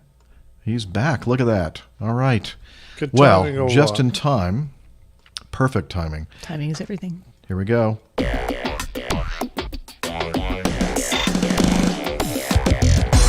Captain, incoming message. Feedback. The Let's see. wrong podcast. I know, sorry. We have some timely feedback. Well, actually, it's not really timely. It's sort of timely. We talked about this on the last episode. Brad Nunn, who was at the Charlotte meetup a couple of weeks ago, he sent this in for us to discuss, and we got around to discussing it last week. But then we thought, as we were discussing it, that perhaps this might be something to talk about with Captain Nick, because this involved an Airbus A350, a French B. Never even heard of that airline. A French B A350 incident that happened, and essentially they were. Nick, did you have a chance to take a look at this to see what yes, the I did, story Jeff. was regarding? I read it through. There's quite a lot to take on board. There's a lot of things that happened in this particular flight, but please go ahead and describe it. Yeah, I was trying to recall exactly why we thought that having an Airbus pilot. Because we didn't know about the... Hold on. There was something with the wind shear warnings, the predictive wind shear. They're pretty common between both Boeing and Airbus. There was something so specific, predictive wind though. shear requires the standard go around. When you get a wind shear warning that you're in wind shear, you do a wind shear go around, which is slightly different. But I mean, and the weather didn't suit. From what I could see, it didn't look like it had conditions that would have given rise to a wind shear. Mind you, there are tempo, 3,000 feet scattered, towering Q, so that could have done it. And there's also 15 knots of gusts, so it's possible. But I think wind shear had definitely caught the handling pilot out, who was the first officer, I think. Okay. I think it had something to do with the fact that the co-pilot had clicked off the autopilot after, an 11-hour flight all the way from San Francisco, which is probably not typical, especially after a very long flight. But I guess the first officer wanted to get some practice in, some hand flying, manual flight. And for the most part was relatively nice weather. And I think it had something to do with the manual controls and and the flight directors and something. I don't know. I wish I'd written down. Well, exactly what it the was. description we did that, have a specific question, and now I can't remember what the specific question was. Okay, what do you think about it? He or the first officer was hand flying the airplane, but when it came time to do a go around, because they'd had this wind shear ahead warning, forgot that they were hand flying the airplane. How you do that, I'm not certain, but certainly if you're in a really stable approach, in other words, you've got things absolutely squared away and you're flying a beautiful, you barely touch the side stick. And if you're barely touching the side stick, it's not like I've seen, you see some guys with a yoke, they're thrashing it around like they're in the gym. You can just give it the gentlest of nudges to keep the airplane on track. We've seen the video, of the the way you.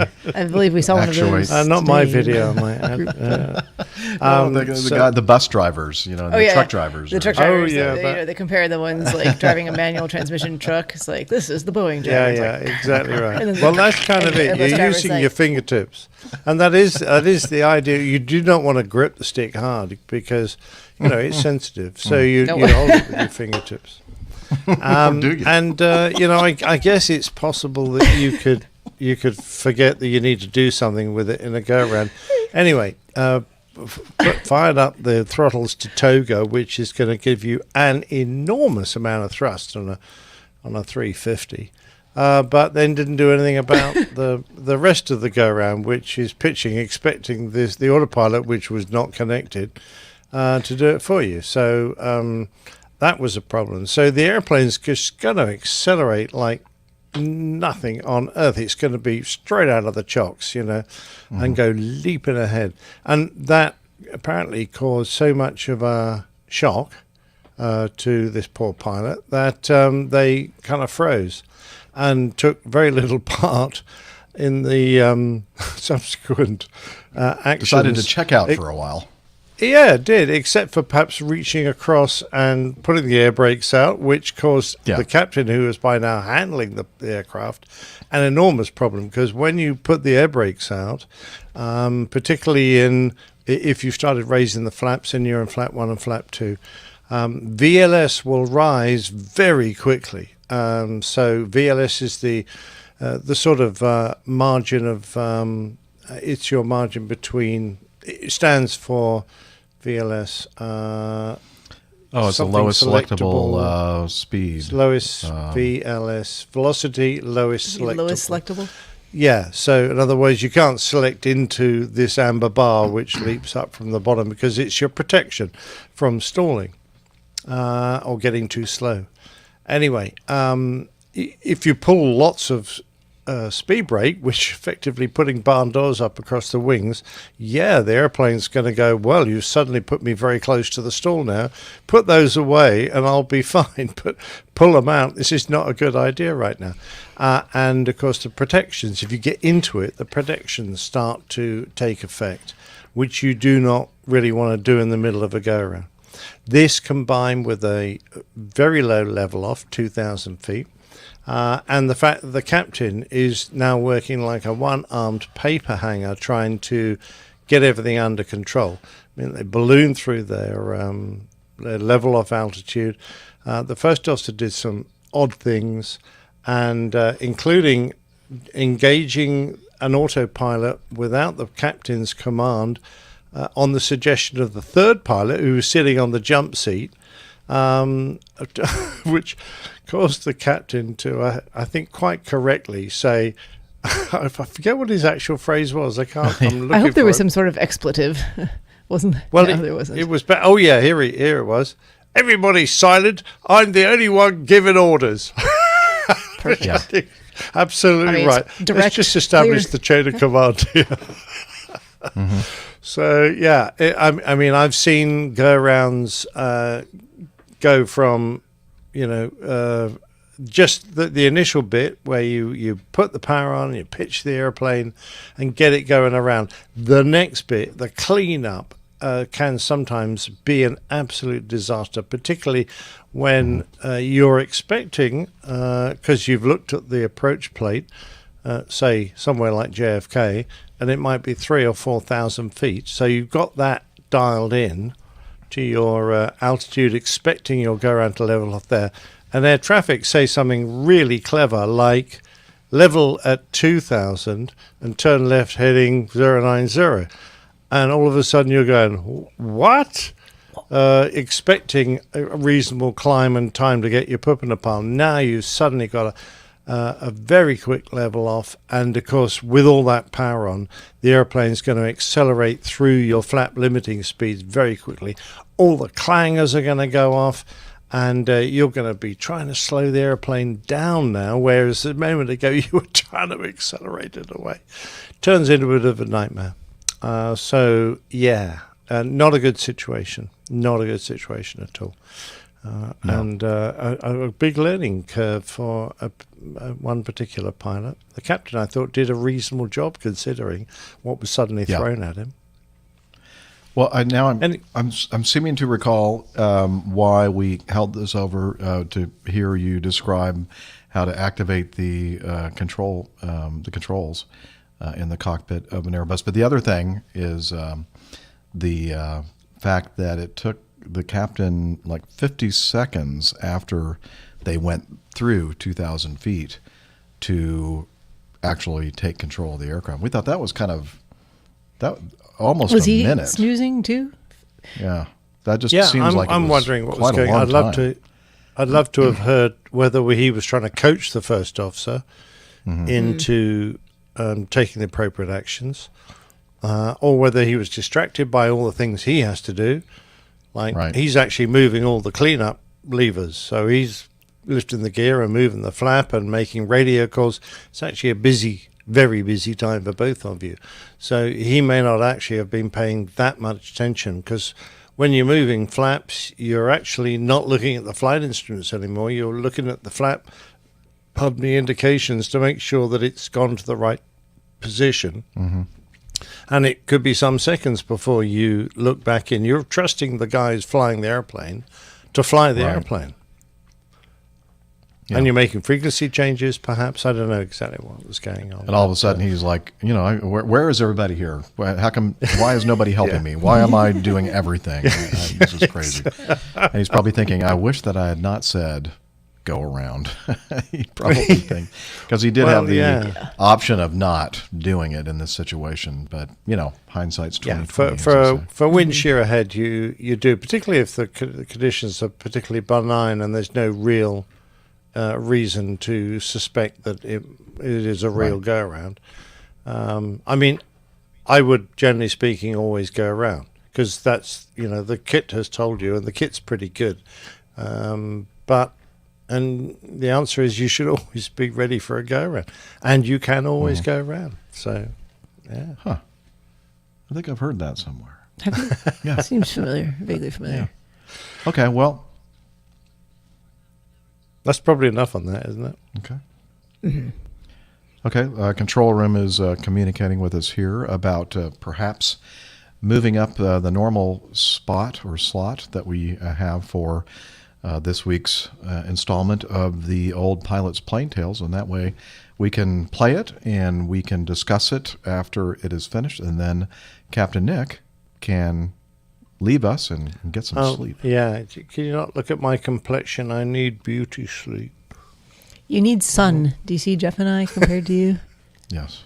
That's just the way my camera's adjusted. Mm-hmm. I see. Okay. You've got one of those Californian cameras. It must be. All right. I've got a slightly red-nosed drunk camera. Okay. Is that a special order? Would you like some non-alcoholic? Yes, very expensive. Okay. Well, without further ado, is that all right with you, Captain Nick? We go ahead and play your wonderful play. Whatever you want, Jeff. Okay. Well, this week's installment is entitled "The Wing That Broke Jack Northrop." Here we go. Take it away, old pilot. The Old Pilot's Plain Tales. The Wing That Broke Jack Northrop.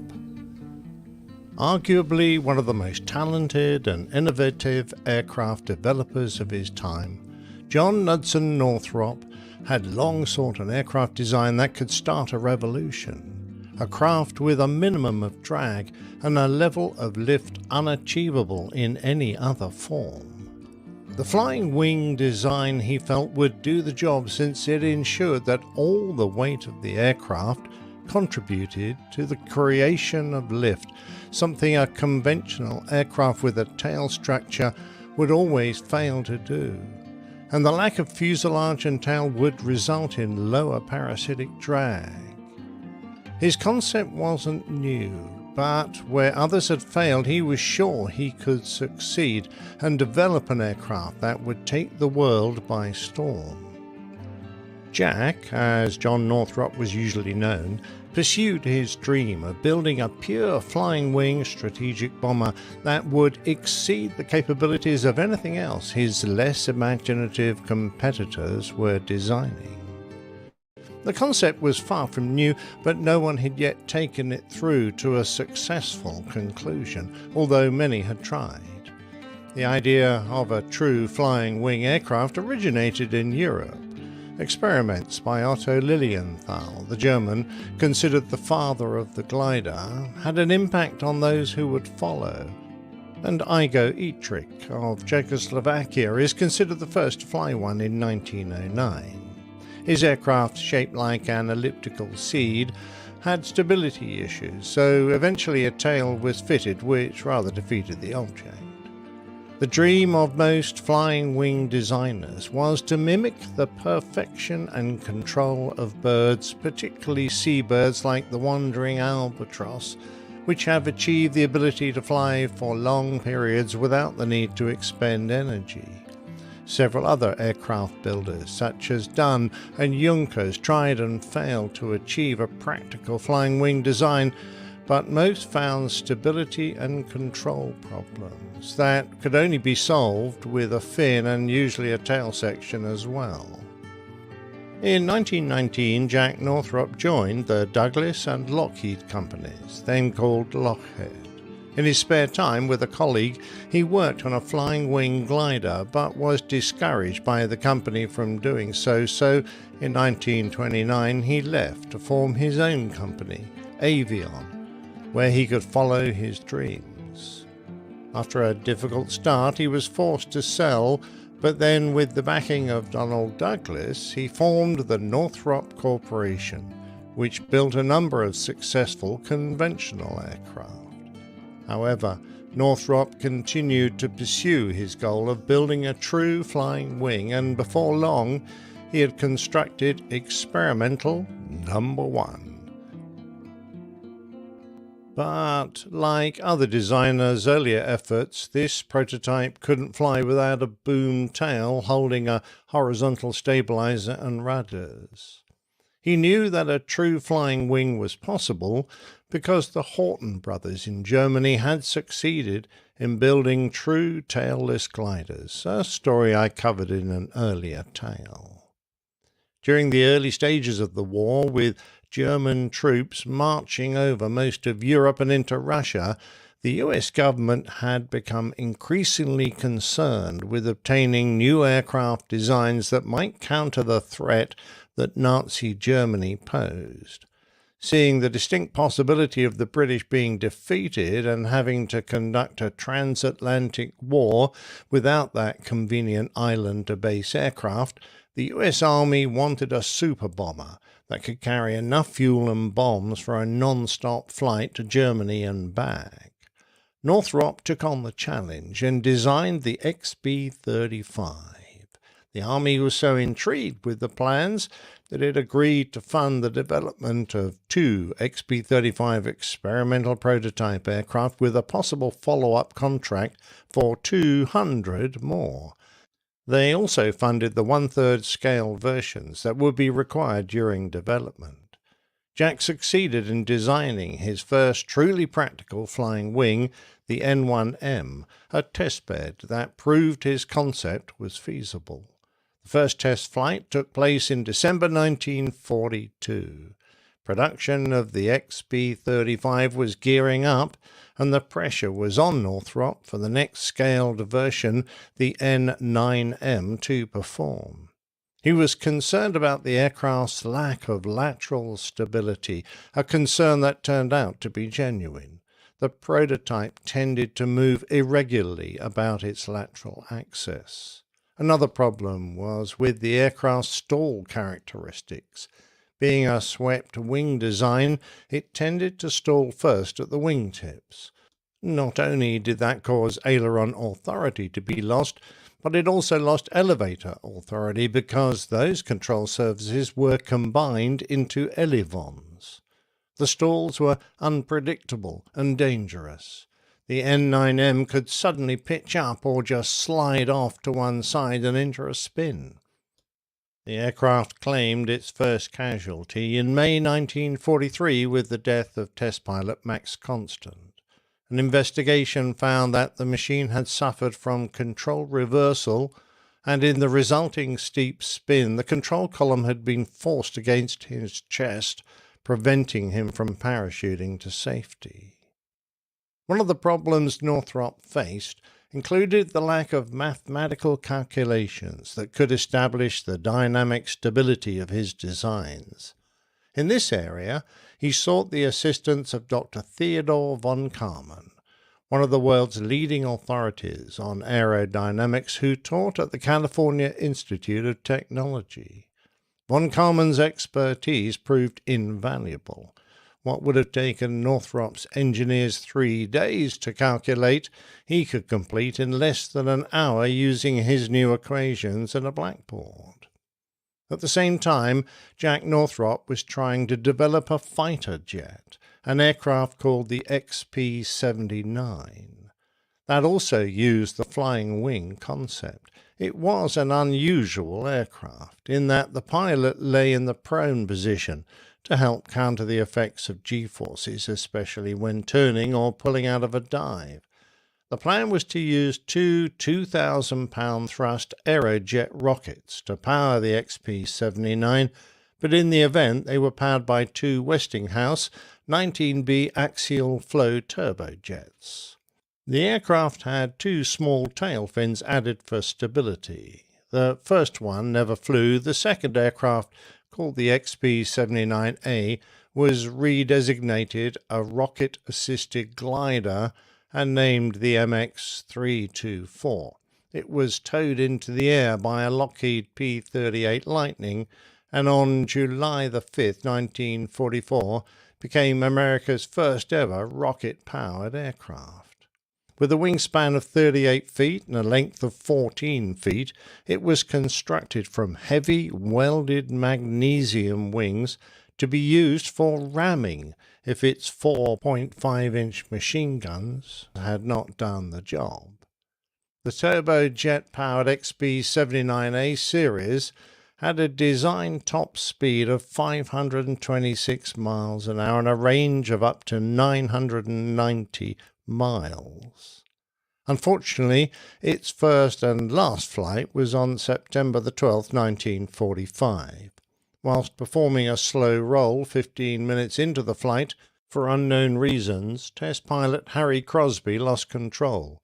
The nose dropped, and the rolls continued with the aircraft impacting in a vertical spin. The pilot had bailed out, but was struck by part of the aircraft and he fell to his death. Shortly thereafter, the project was cancelled. It was the only aircraft in U.S. history specifically designed for ramming. Finally, early in 1942, design work on the XB-35 itself began in earnest. Unlike conventional aircraft, truly tailless flying wings don't have a rudder for lateral control. Instead, a set of clamshell-like double-split flaps called flaperons, a portmanteau of flap and aileron, on the trailing edge of the wings were used instead. When roll inputs are made, the flaperons are deflected up or down as a single unit, just like an aileron. When a rudder input is made, The two surfaces on one side split open, top and bottom spreading apart, creating drag and yawing the aircraft. When wanted, both sets of flaperons can be deployed, creating drag-like air brakes, so that the airspeed or glide angle can be altered. A fuselage-like crew cabin was to be embedded inside the wing. The design included a tail cone protruding from the trailing edge, which would contain the remote sighting stations for the bombers, gunners, and a cluster of rear-firing machine guns. In the midsection of the cabin there were folding bunks for off-duty crew on long missions. The aircraft's bomb load was to be carried in 6 bomb bays, 3 in each wing section, fitted with roll-away doors, although the original design precluded the carrying of large bombs such as the early atomic weapons.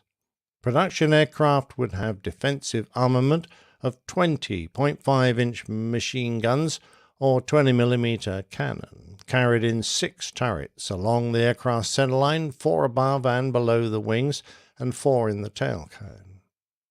In June 1946, the XB-35 made its first flight, a 45-minute trip to Muroc Dry Lake without incident. The XB-35's engines and propellers were Army Air Force property and had not been tested for compatibility by either Pratt & Whitney, Hamilton Standard, or by the Army. Reports and correspondence tell of 3 or 4 flights when power plant and propeller vibrations increased and the very efficient contra-rotating propellers began failing with frustrating frequency. In meetings, no agency would accept responsibility. The Army also refused to allow Northrop's proposed modification of the bomb bays to carry the standard Mark III atomic bomb, whilst at the same time declaring that they wouldn't buy the bomber unless it could carry the A-bomb. Problems with the propeller shafts got worse, until Jack Northrop himself grounded the XB-35s until the government fixed their propulsion system. As a solution, some aircraft were fitted with single props, with a severe loss of performance, and then the Army ordered Northrop to convert a pair of the aircraft to accommodate 8 Allison turbojets. As a result, the airframe promptly flew to more than 40,000 feet and topped 520 miles an hour, 840 kilometers per hour, in flight tests, verifying the XB-35 airframe's aerodynamics, but at the price of range by using the thirsty jet engines. The prompt version had a design range capable of reaching targets 4,000 miles 6,400 kilometers away, but the jet engine version's range was cut nearly in half.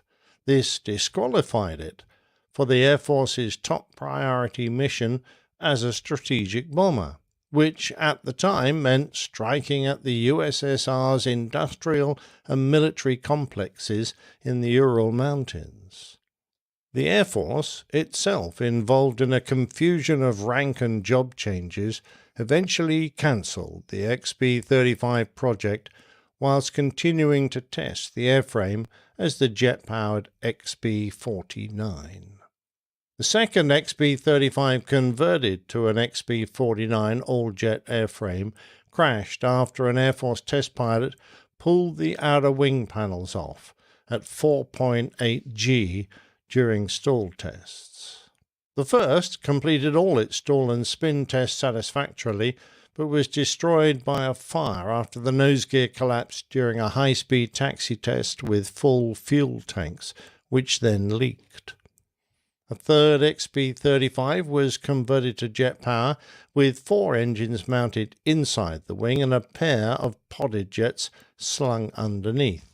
It was to be a long-range reconnaissance aircraft. After only a few months, without explanation, the Air Force cancelled its order for 30, and the last of Northrop's big flying wings sat abandoned near the edge of the airfield for 2 years before being finally ordered scrapped on the 1st of December 1953. In front of Northrop and his devoted workers, the aircraft were broken up, jigs destroyed, and blueprints thrown into a bonfire.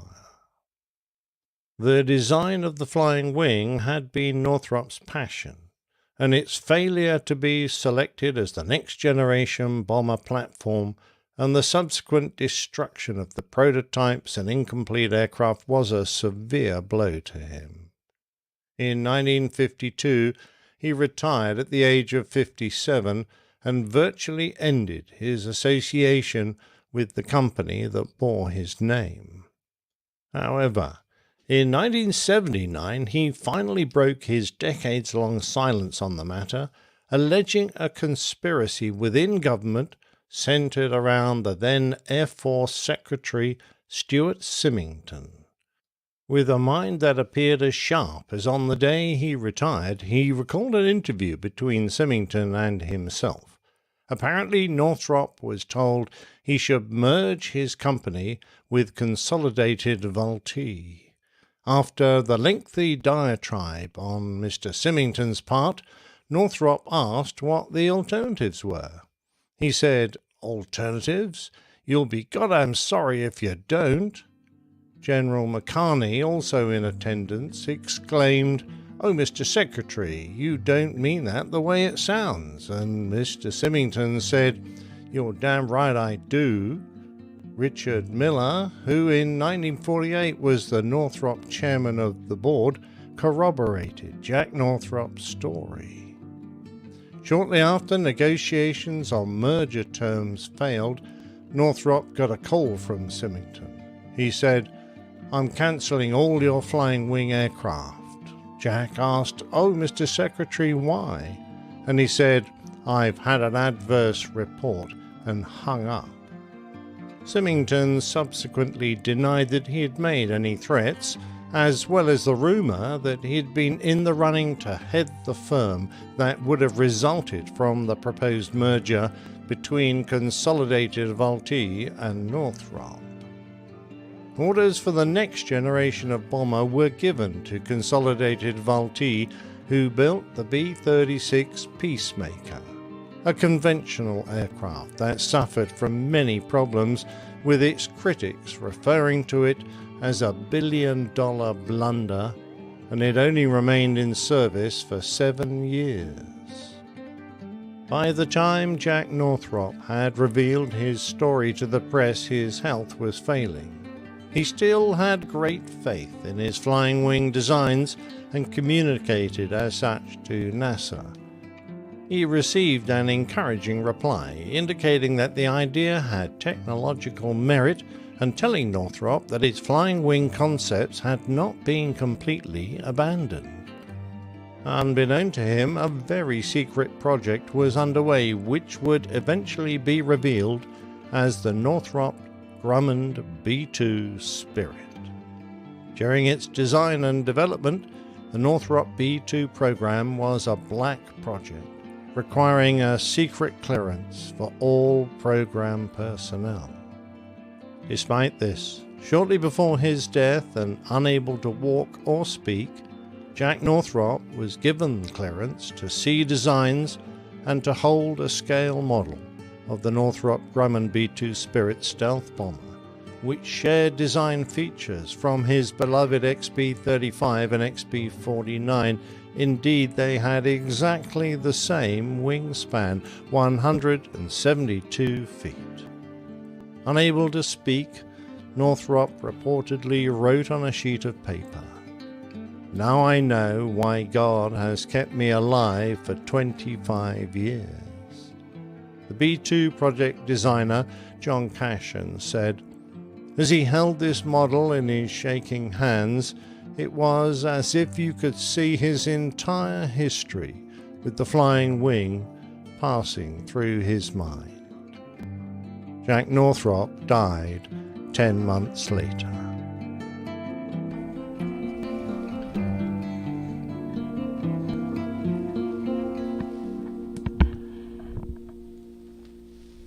Wow, another spellbinding story. Absolutely. They're always well, silly. there are some great stories out there, Jeff. When I came across this one, I just fell in love with it.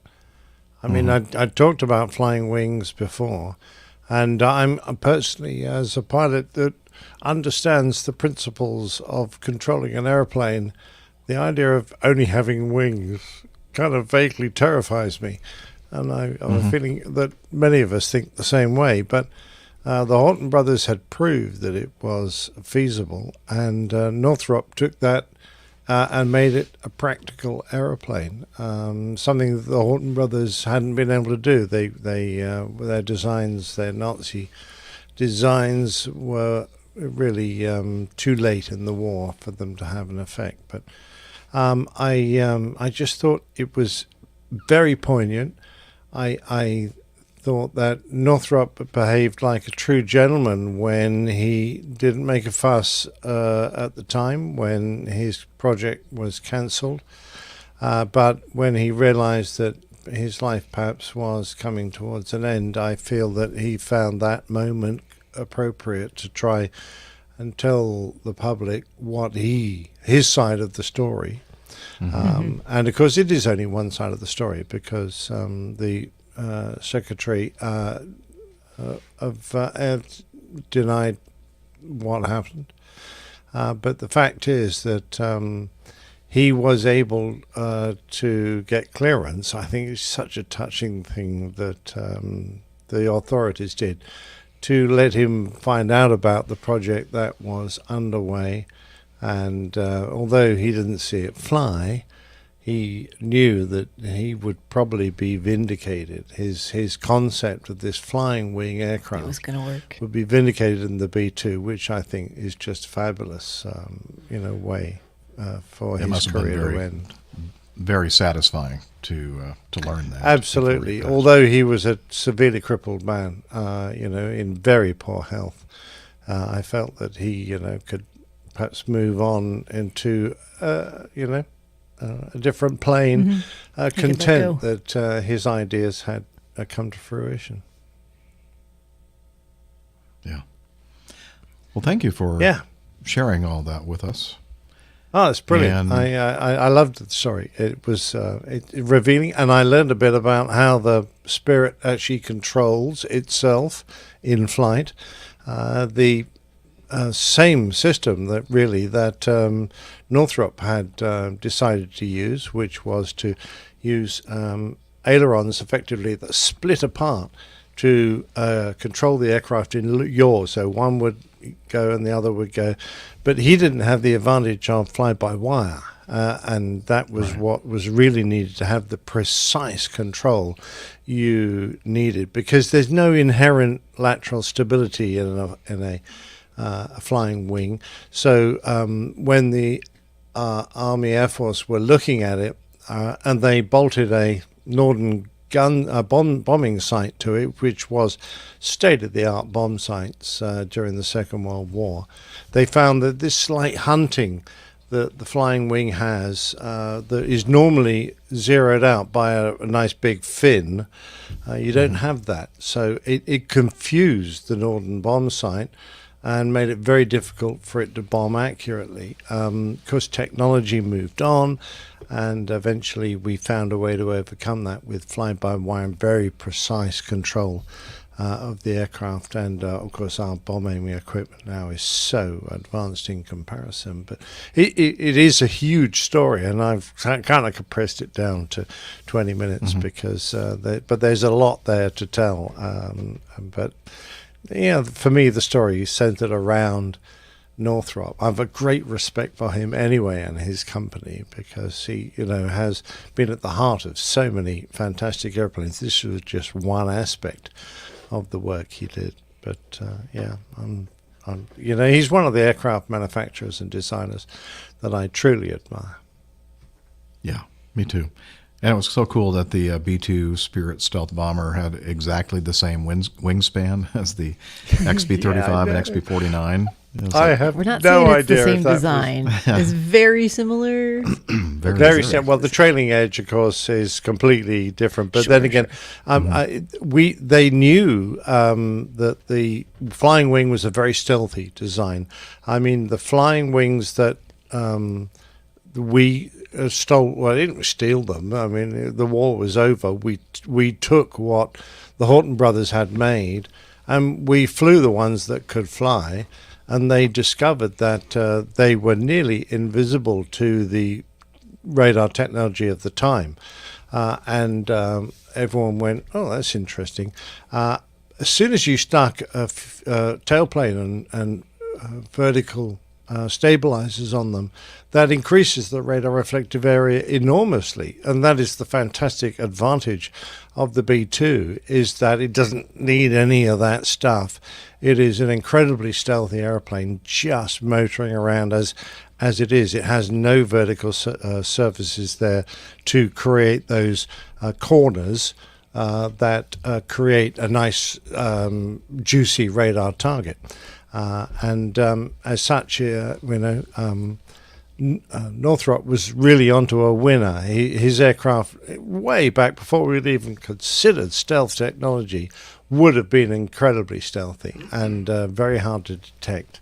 And I think would have been a very successful strategic bomber design. Sadly, the B-2, the Spirit, is a very expensive airplane and has been to build and get going, is to maintain. But there's no reason why this design, and we've seen hints of it in the next generation of airliner, because Airbus and Boeing are looking at blended body flying wings, and you think, wow, yeah, that's kind of good, kind of cool. We've got it into our mind that every airplane needs a tail, but if it doesn't need a tail, just think of the weight saving and the advantages and drag reduction, and the possibilities are enormous. I get quite excited about it. Yeah. I hope we get to see that soon in future airline. Yeah, designers. well, I'll never get to fly one. You'll be probably I'll not get the chance. Steph would. Me. Yeah, she has a chance. Maybe. Yeah. I only have 566 days left, but who's counting? Definitely not you. No. Well, Definitely. actually, Is it on your home screen yet bad. on your phone? Not the home screen. I think that's where Nick had his under 1,000 days, right? Yeah, And it just pop absolutely. up, like immediately. All right. Well, it's getting late. I think it's time for you to go, unless you want to hang around for another one or so. It's up to you. Well, which one are you going to do? Because I could hang around for one more. Okay.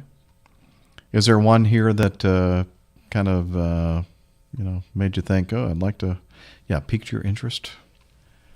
Have a quick look through. Looking through. I've done a lot of prep for today's show, so I would suggest just slightly more than mine. No, I had slightly more prep than you. Yes, very slightly. Very slight. Yeah. No, I don't see one specifically that really. So now, Captain Nick, have you? I can't recall if you have seen Top Gun Maverick yet. I'm going to see it. I tried to see it with the family, but my son couldn't get time off work until this coming weekend, and by the time that occurs, it's not being shown on the IMAX, which is going to be a great disappointment. But I'm going to see it on a conventional screen this weekend. I'm going to have to. Maybe I'll see that tomorrow night. There's a IMAX theater near me. That I think IMAX it's worth is it. a deeper screen, which means you see more of the vertical aspects. It doesn't get cut off or. Yeah. Which Liz? Which number? 18. Okay, let's go to number 18 here from Singapore. Rick. Hello, APG crew. It's Singapore. Rich saying, why was it Rich or Rick? What does it say at the bottom? Rich. Okay.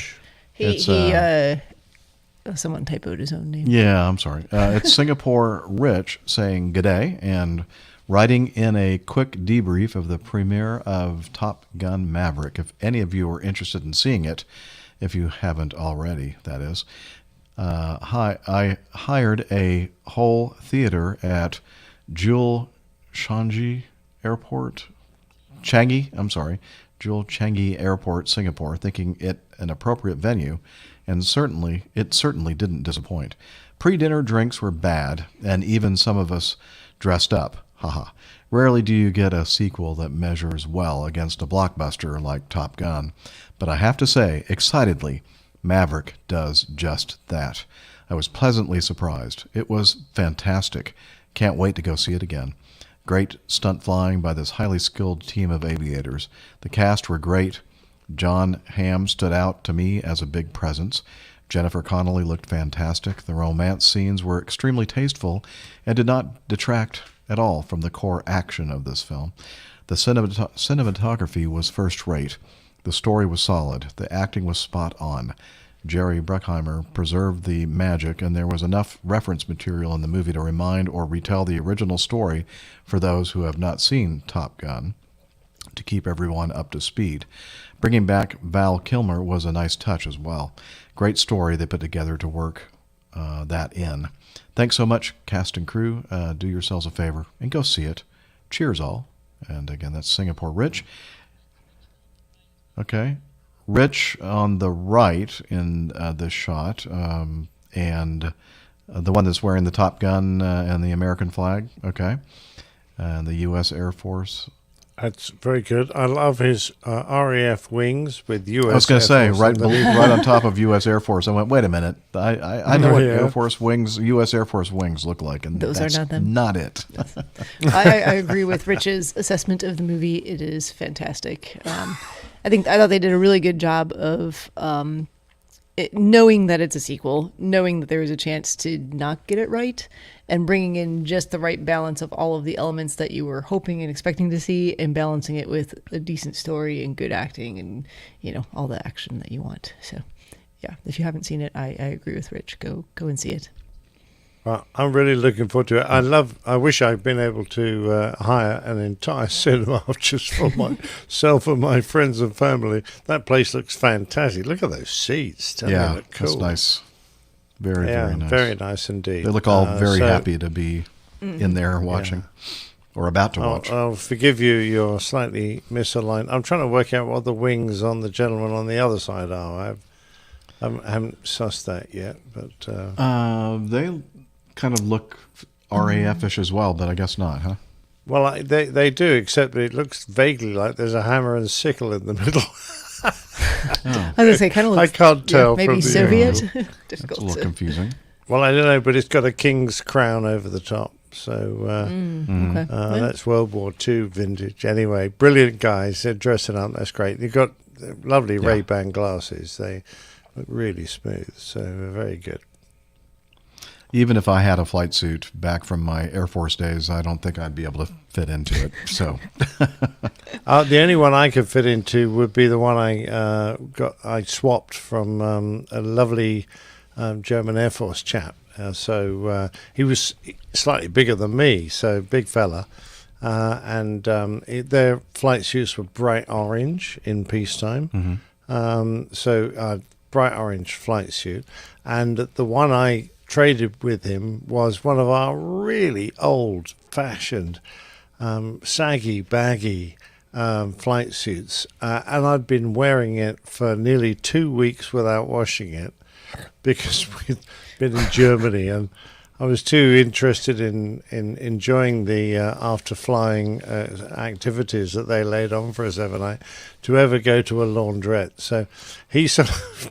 At some point, they're not going to invite you to the after flying activities if you don't smell very good. There were no ladies around, so we didn't care. He sort of took hold of this flight suit in his feet. I think he probably put it straight in the bin. But I got his nice orange one, so I thought I was definitely on a win there. Absolutely. All right, Nick, thanks for being here for most of today's show. And you're very welcome. Lovely. I'm hoping Miami Rick will pitch up before long and take over from me, but I'm sure you two can finish it off. No problem at all. I don't think we have that much longer left, do we? No, I don't think so. It's like 30 minutes. How much? An hour left. Okay. But you know what? I'm thinking that we may not go for another full hour because I think both Steph and I are we need to catch up on our sleep. I hope your cough gets better, Jeff. And I love to see you survive that run down the canyon, Steph. Yeah. A brilliant job. Thanks. Well done. Anyway, I'll see you guys next week. Looking forward to it, of course. All right, Nick. Take care. Good night. We'll Thanks talk to you so much. soon. Good night. Bye. All right. Any suggestions for us, Liz, or should we just kind of go and... Okay. Oh, this is sent in by someone who is a big part of our community and also a big part of the show because each week he... Is it? Yeah, I noticed that occasionally you get that little... Yeah, your signal for the Wi-Fi has dropped to like 1 bar. Oh. Is that your signal? Oh, yeah, that's the Wi-Fi. You have 3 bars over there. That's because I'm on my hotspot on this one, I think. Yeah. It keeps coming back. Or no, it's not. No, that's also on the Wi-Fi here too. That's weird. And they don't have a hardwired option here. Okay. All right. Let's continue on then. Looked here at this piece of feedback, number 3B, and this person not only is a big part of our APG community, one of our listeners, but also you'll hear his voice every show at the very beginning, introducing our show, Radio Roger. And he sent in this item regarding the New York Port Authority cracking down on airport beer, food, and other beverage prices. And he gave us a couple links to a couple of different articles regarding this. This first one teases $27 for a beer, $11 fries. Here's how much vendors at Newark, LaGuardia, and JFK airports should be selling these things for, officials say. Investigators with the Port Authority have officially reached the same conclusion that many travelers in New Jersey and New York have been hollering about for years. You shouldn't be paying $27 for a beer at the airport. $27. Yeah, that's a lot. On Thursday, the Port Authority of New York and New Jersey announced it will be launching a series of measures to ensure that any goods being sold at its airports are being sold for street prices with a maximum of 10% extra. And yes, that includes beer, according to the Port Authority, which manages Newark, JFK, and LaGuardia airports. Here are the current rules when it comes to selling food and drinks. Quote, the policy caps all concession prices at local, off-airport street prices, plus a maximum surcharge of 10%, and requires concessionaires to offer lower-priced food and beverage options to provide a wider range of value for customers. So it goes on. Talking about street pricing and that kind of thing, I noticed that it was probably, I don't know, maybe 15, 20 years ago when several airports that I fly in and out of kind of adopted the same kind of policies and say, look, there's no reason that people should be spending, twice as much for a hamburger at McDonald's when it's McDonald's that you're buying it from in the airport, and it's not. There's it's the same food. It hasn't changed. Yeah, it's the same food, and people are just taking advantage. Yeah. Now, I do realize that to get one of these concessions into an airport, there are a lot of expenses. Might be some more hoops or logistics to get the food under the table. Yeah, money that, oh, wait a minute, that can't possibly happen. Anyway, so, I kind of understand why it might be a little bit more, but not, double or more the cost. Quadruple the price. Yeah, extortion for sure, because they have a captive audience, so anyway. Especially if you're stuck in the airport, miss a connection or something. Right. Yeah. Exactly. It's not like you can easily... Yeah, good news in New York. Looks like they're actually starting to crack down on this, and hopefully, of course, street price. I was going to say, what is street pricing in that area? Street pricing, yeah, is like that's also it's crazy pricing to begin with. As they were talking about street pricing, as in this is what you would reasonably expect to pay for it in a grocery store, or street pricing as in if you went to a bar. I think the latter. Probably the latter, yeah. Yeah. Which is not cheap either. Well, thanks, Roger, for sending in those articles. Yeah, Sam, thanks for the good news. Let's see. We got some audio feedback from Albert regarding saluting and tug locations, etc. Well, he'll explain. Here we go. Take it away, Albert. Hi, APG crew. Albert here from Sydney. Just in response to Brian from Pasadena's comment about the saluting at the very end. Here, we don't salute or anything. We just show the bypass pin, give a thumbs up and everything. And as to Captain Nick's comments about the tug parking in front of the aircraft, we do that as standard.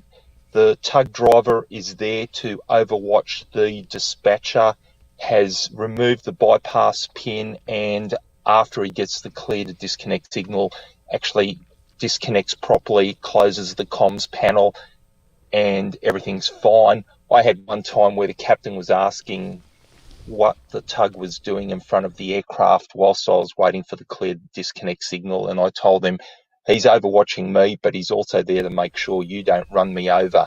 So that got a little bit of a laugh. Anyway, fantastic show. Keep the good work up. Talk to you soon.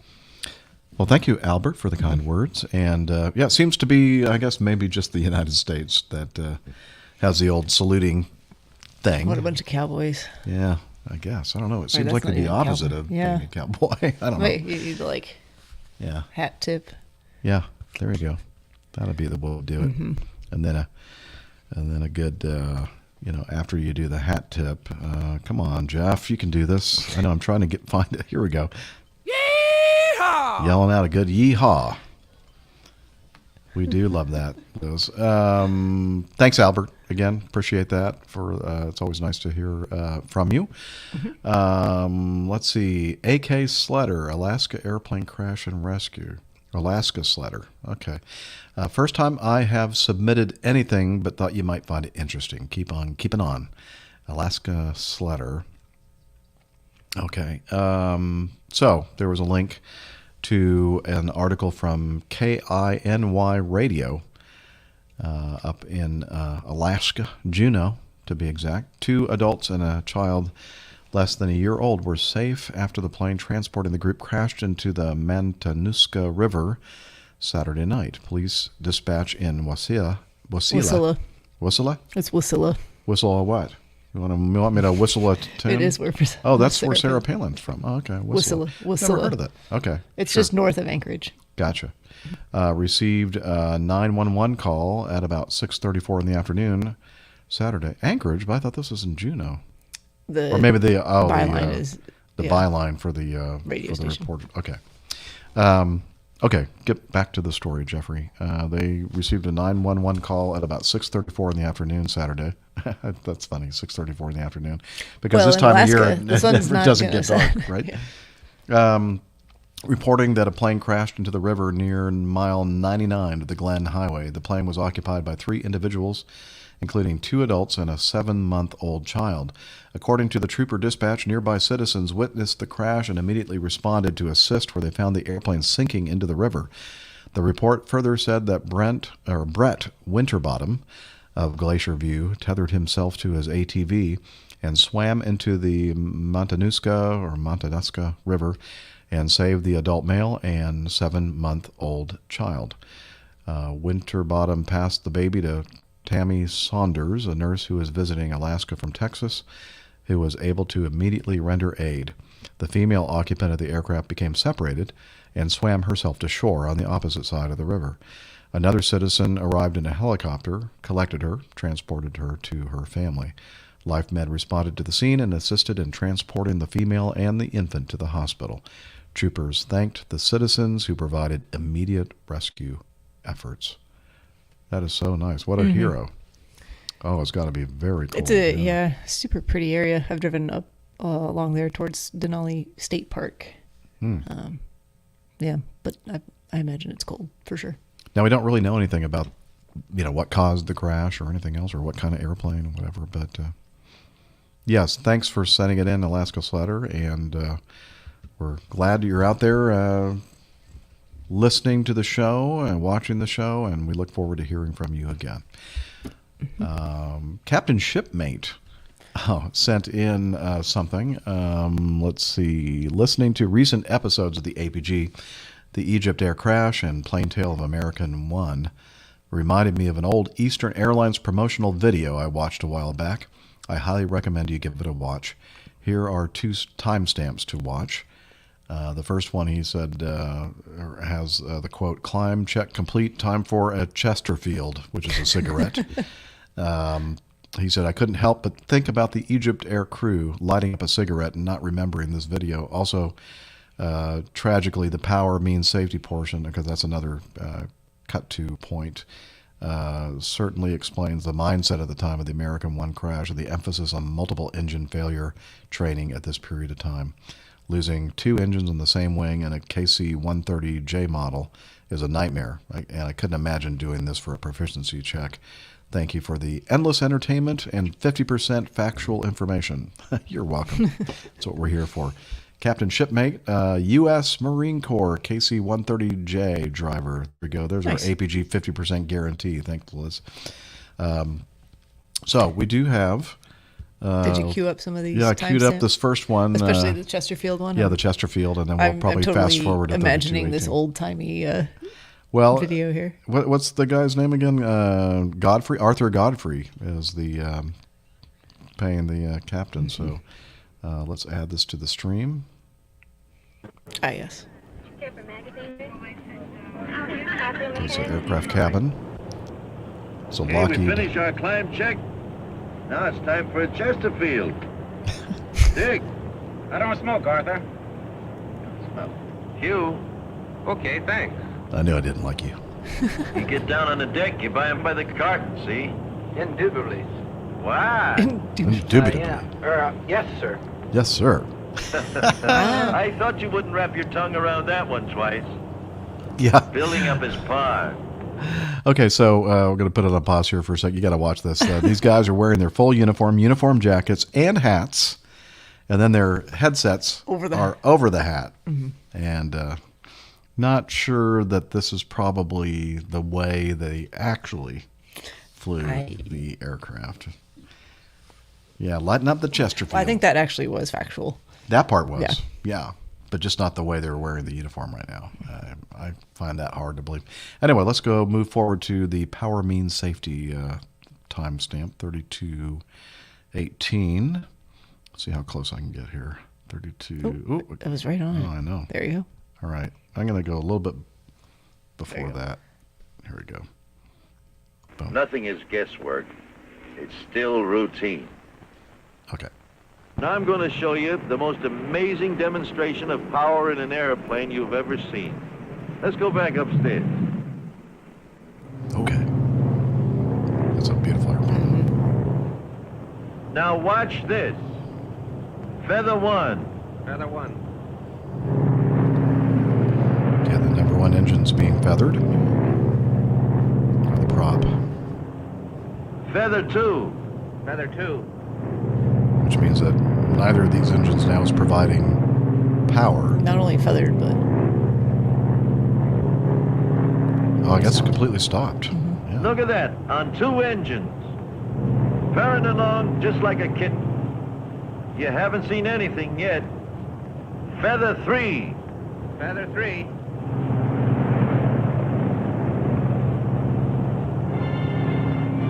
Flying straight as you can imagine. Boy, oh boy, look at that. On 1 engine. Going along just as steady as you like. Only a constellation can do this.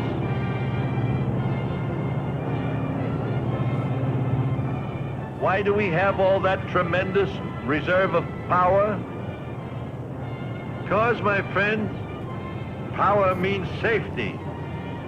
That's why this super constellation is the most dependable airliner in the world today. Okay, Hugh, Bring in 1. Unfeathering 1.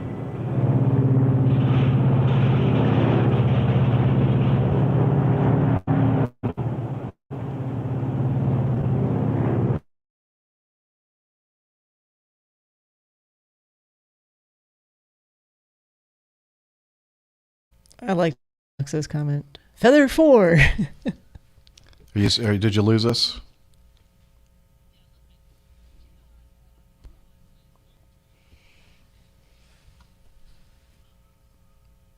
I did not know that. Liz is just telling us that Arthur Godfrey was an airline transport rated pilot with over 17,000 hours. Wow. As a solo and command pilot. No, I did not know that.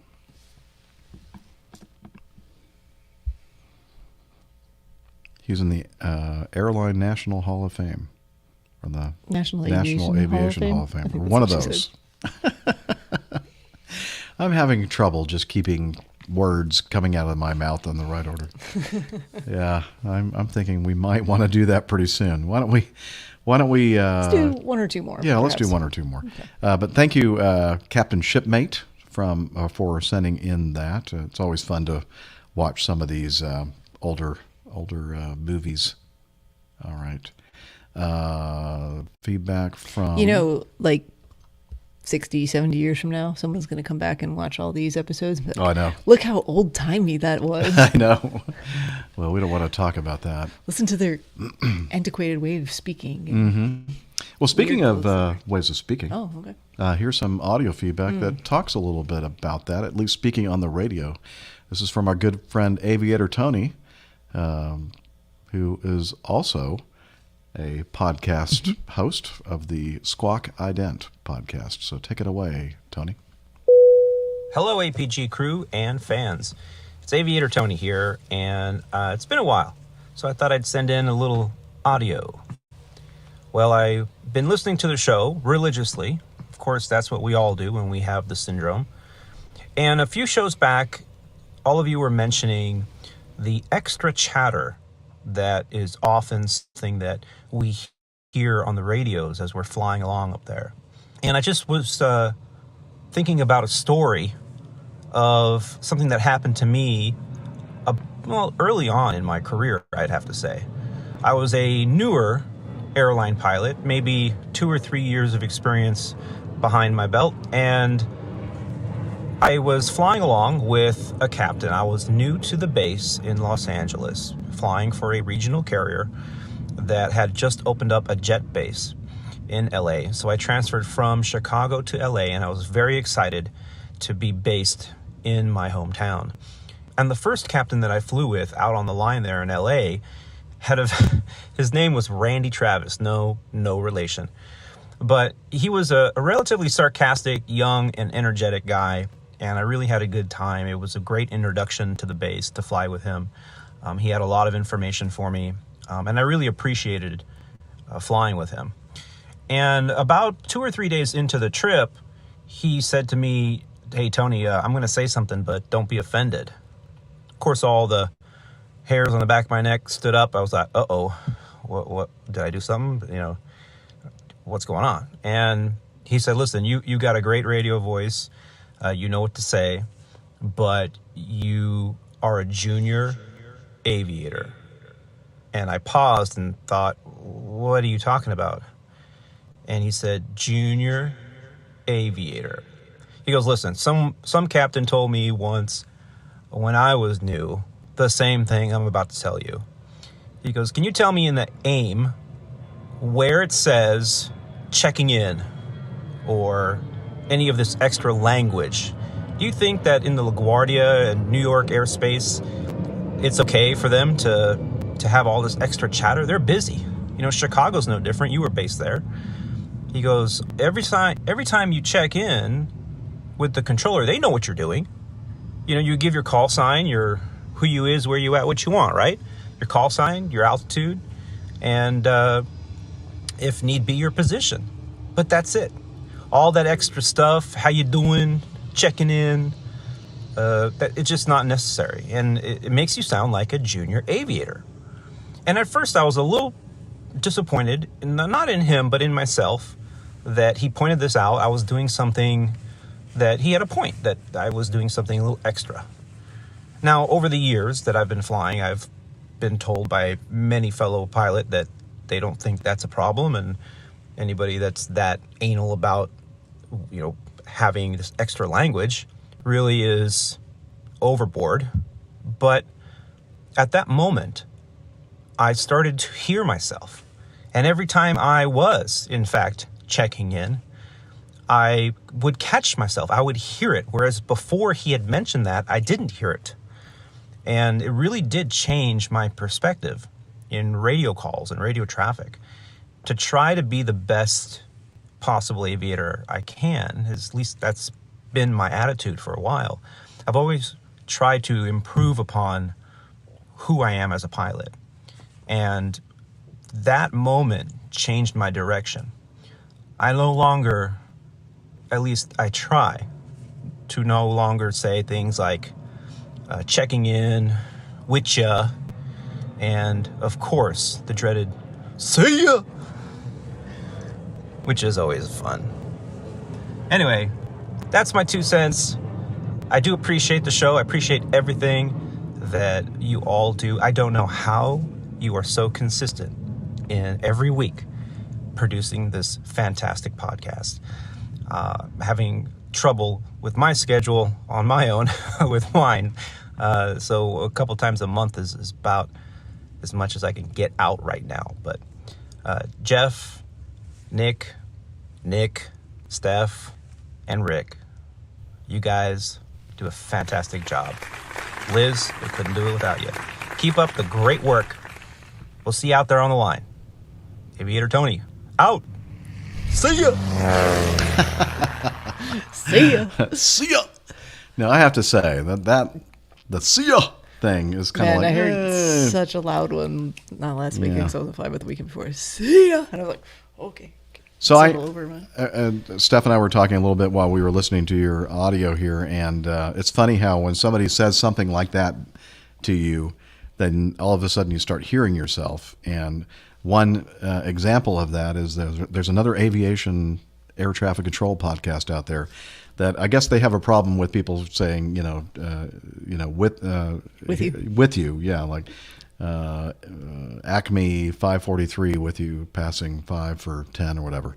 And I do that, and I've been doing that for more than 30 years. But I do hear myself saying it, and I do try sometimes not to, and then I'm thinking, well, it doesn't sound that bad. So I think little two-word phrases are not problematic generally. Mm-hmm. I mean, it's like Aviator Tony was saying, what's the goal of all of this? So does it say it anywhere in the pilot controller glossary? No. Does it mean, you can't use a word that's, you must only ever use words that are in this glossary? No, because then you would never be able to communicate what you're trying to do, right? Correct. So you want to keep it brief. You don't want to be clogging up the frequency with a lot of extraneous talk, conversation. But there's nothing wrong with being pleasant or having little bridging words to, convey a nice tone. And you have to adapt. So if you go into a place like New York Center, New York Approach, and it's extremely busy, and sometimes they don't even give you enough time, like Chicago O'Hare, to even, they'll make several radio calls in a string of words with no breaks in between. There's no way even to respond sometimes to some of the radio calls. So in that situation, when it's that busy, that's not when you get on there and you just kind of get on there with your southern drawl and say, "How you doing there, Chicago Center?" It's just like you just say what exactly it is you need to say, and that's it. It'll be with you for a while. You're passing through. So, you adapt to the situation. You can hear, when you hear somebody really talking quickly and you hear radio calls going back and forth, that's not the time to add all the extra stuff. But if you're like early in the morning, like we were this morning, at 5 o'clock in the morning, whatever, and there's not a lot of radio chatter going on. And so I'll say something like, Acme 543, we're, level 390, or obviously not 390 on my airplane, but 330, good morning, or hello. So I usually, so I'm calling up every 20 minutes or so or less, but with basically a new flight with, and sometimes it's the exact same controller, sometimes it's a different controller, just depends on their schedule. But if it's not exceptionally busy, usually good morning, good afternoon, good evening, jumper dumper, back off, such and such airport, or whatever it is I need to say. But if it's very busy, my brain does that switch automatically because I know I've only got half a second to get in the information that I need, so it's going to be just information and nothing more. Yeah, I agree. So just adapt to the situation. I don't think there's any problem with adding a little bit of character to what you're saying, and sometimes keep it professional, right? Like they should be professional things that you're saying. There are times when you hear a guy that just is like, just like fingernails scratching the chalkboard, and young people don't know what a chalkboard is, but like, hey there, Atlanta Center, Endeavor phone number, whatever call sign. It just have a great day. It's like, and then of course you're following that person all along, and so you're hearing them check in every single time. Every single time you're going, oh gosh, this is like, I feel sorry for the person that has to fly with this person and have to listen to that constantly. That would just be grating. But anyway, maybe that's. We spend a lot of time on some of the satellite frequencies as well, so there's a lot of check-ins from folks looking for flight following. This is just my PSA to general aviation pilots. I know a certain other aviation or air traffic podcast does appreciate pilots getting flight following. That's very good. But make sure you have all the information, and once you're talking to them, all that information at once would probably be appreciated. Yeah, and doing it in the right order is like extra credit because I never realized this, but they explain on Opposing Bases the fact that when you're asking for flight following, whatever, they're having to type all that in. Oh yeah. While they're doing all the other stuff that they're doing, and they have to type it in exactly, it has to be a certain order. And if you give it to them in like several different radio calls or out of order, whatever, then they have to go, back, space, back. But, so they. And that's why they say just say no for you U.S. based pilots out there. Just say no to kilo, because if they're putting in an airport identifier code, it doesn't want the kilo. Oh, and really? If you say that, your brain as you're typing along will just put it in automatically, and they have to backspace. Take it out. They only want the 3-letter code. They just want the 3-letter code, not the for here 4-letter in the US. ICAO. Or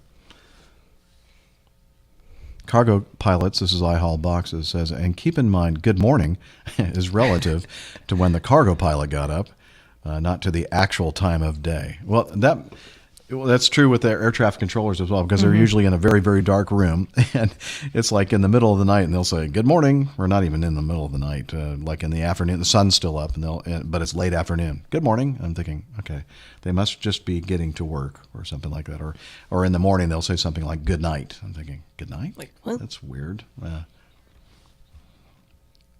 Maine Marin says, Fish Finder. Got him on the Fish Finder. Yeah. Do you though? Yeah, talking about calling out traffic and then calling the TCAS. Got him on the Fish Finder. Yeah, that's like, oh. Don't say that one. That's one you can leave out. Yeah, that's stupid. I mean, of course, this is all personal, feelings about these things. And I'm sure I say things on there that make people just go crazy. I don't know. So anyway, so that was good good feedback from Aviator Tony. Thanks, Tony. Again, thank you. And just a reminder, he does a fantastic podcast, Squawk Ident, available on where all fine aviation podcasts are found and served. And I mentioned to him, he sent in that wonderful audio feedback to us for the 500th episode back in December. And I mentioned to him that we need to have him on as a guest host maybe a good guest sometime soon. And when he sent me this, I wrote back to him. I said, "Oops, sorry. I guess we haven't done that." And that was like 6 months ago. Time flies. Yeah, it does fly. Anyway, thanks, Tony. Appreciate it. And with that, lots of good feedback still remaining. Oh, we're going to do 11. I'm sorry. I misunderstood what you said. Okay. That's right. This is perfect. Okay. Number 11 feedback. I don't know why I'm saying that because it doesn't matter to anybody except for us. No, yeah. Brett, maybe people are playing like APG bingo at home though. It's funny. Opposing Bases, they do the bingo thing, and I remember early on in our show, there was we did have a APG bingo, but that was a long time ago. Anyway, Brett says someday we'll see a story about a retired airline pilot in his RV pulled off the side of the road with his Starlink. Captain Jeff. This is a story from USA Today. Anyway, a first in Yellowstone as man in Tesla proves his ingenuity. And we have a video of Ron Sterbenz, a frequent... Oh, no, is he the one that was in his Tesla? No. Okay. He noticed the Tesla. He noticed. Okay. So Ron Sterbenz, a frequent visitor to Yellowstone National Park, was driving in Lamar Valley north of Soda Butte when he noticed a Tesla pulled over with a Starlink internet hookup on its hood and a man inside. At a destination known for sightings of bison, wolves, and bears, and for the overall beauty of the park, the sight of a Starlink on a parked car in Lamar Valley was quite odd and a Yellowstone first, at least for Sterbenz. He said, I thought the person was trying to charge the car, and that was why I pulled over, and perhaps they needed help. I also thought maybe the Tesla needed service since the wires went under the hood, or maybe it needed to connect. After seeing the person seemed okay, I drove on.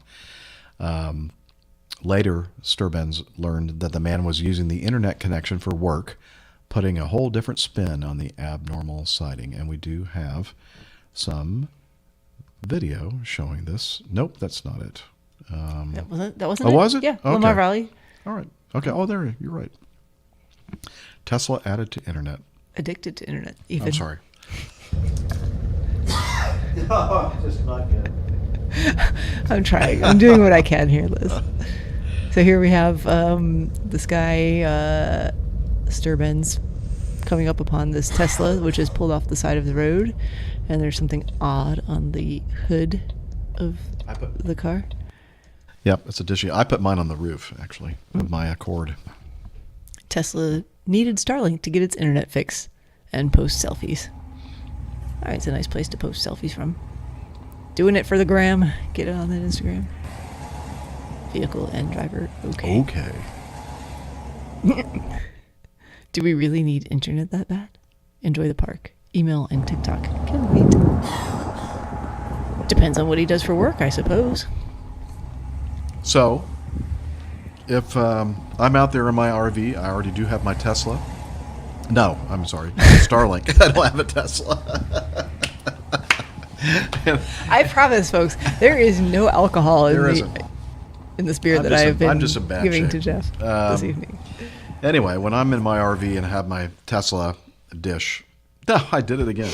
Thank you, Starlink dish. Help. I would try to help you, but I just took a drink of mine. It's because of this, what we're doing right now, and hopefully at some point I'll be able to do it better.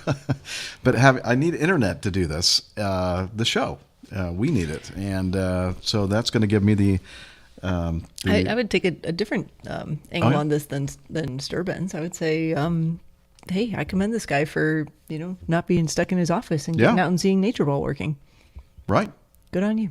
Yeah, definitely. Mm-hmm. Good on him. And that Starlink system is going to be very, very nice for me when I get out there and I'm beyond the reach of cell phone signals and that kind of thing, and just put that dishy out there and make sure I have a good view of the sky and crank it up and let's do a show. Yeah. So, I do apologize, everybody, for I don't know what's going wrong with me, but I feel okay. It's just that this it's like that tickle that you have in the back of your throat that just won't go away, and then it ends up distracting you. Yeah, very much so. Obviously, compose your thoughts. No, I'm not going to do a COVID test. Thank you, though, Liz, for your concern. All right, now it's time for us to wrap up the show. Thank goodness. We will point you over to airlinepilotguy.com. It's a great website that has all kinds of information about so many things like the community and the crew and the calendar for the APG to figure out when we're going to be doing shows and that sort of thing. We have merchandise. We have the library. A library, yeah. I haven't mentioned that in a while. Our librarian, Tiffany, manages that for us. Also, expanded information on those great plane tales that we have every week that Captain Nick facilitates. And so much more. So check it out, airlinepilotguide.com. Information about the coffee fund and such. Okay, and we have, we're in a couple of social media spots out there, and Steph is much better at social media than I am, so I'm going to let her tell you. Well, yeah. I feel like the older I get, the less good I am at social media. But I suppose that's... Or the less you care about it. The less I care about it is probably really what it is. Well, you see where I am. I'm going, whatever. I post something there or not. But hey, if you want to follow the show's social media, we're on Facebook. That's facebook.com/airlinepilotguy. You could also head over to Twitter. We are at APG Crew, and our individual Twitter information is pinned to the top of that page. We are also on Instagram, kind of, sort of. None of us use it, but sometimes. We're also APG Crew. So we hope to see you there. And if you don't prefer any of those social media options, if you are a bit more in-depth with your social media needs, dare I say nerdy? Perhaps not. Go ahead. Well, you just said it. I said it. It's okay. You can't take it back.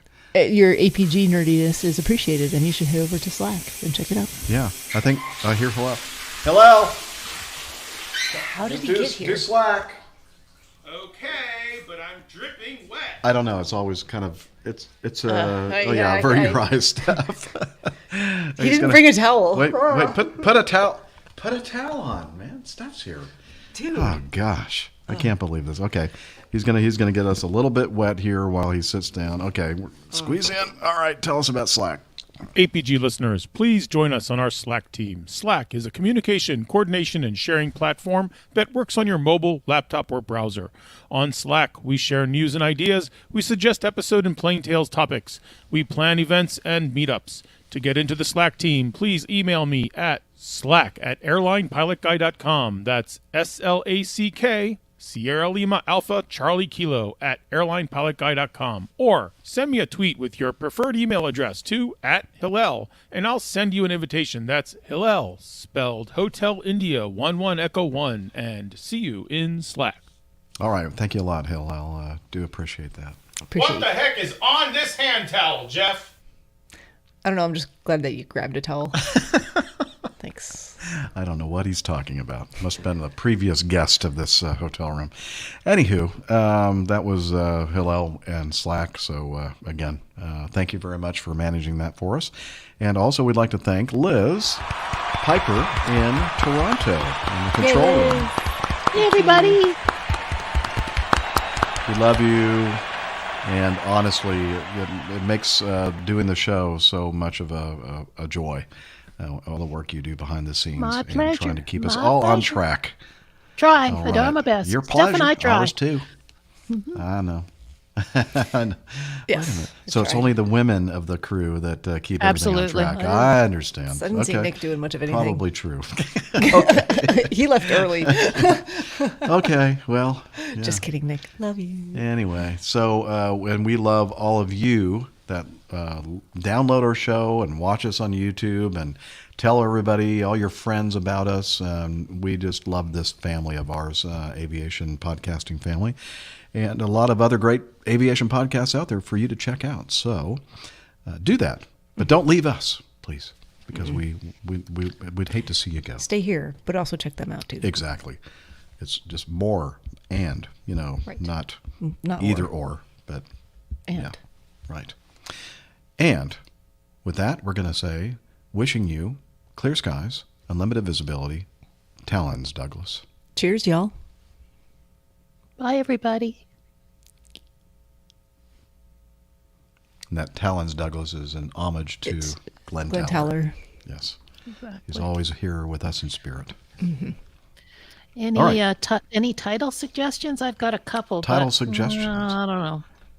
Titular suggestions? I've got. Go ahead with your suggestions. I've got pilot deviations. I thought Nick could do something with that. Pilot deviations. I don't know. Surprisingly not bad. We did that before, and actually it was a surprisingly not bad show. So maybe surprisingly not bad. Surprisingly not bad.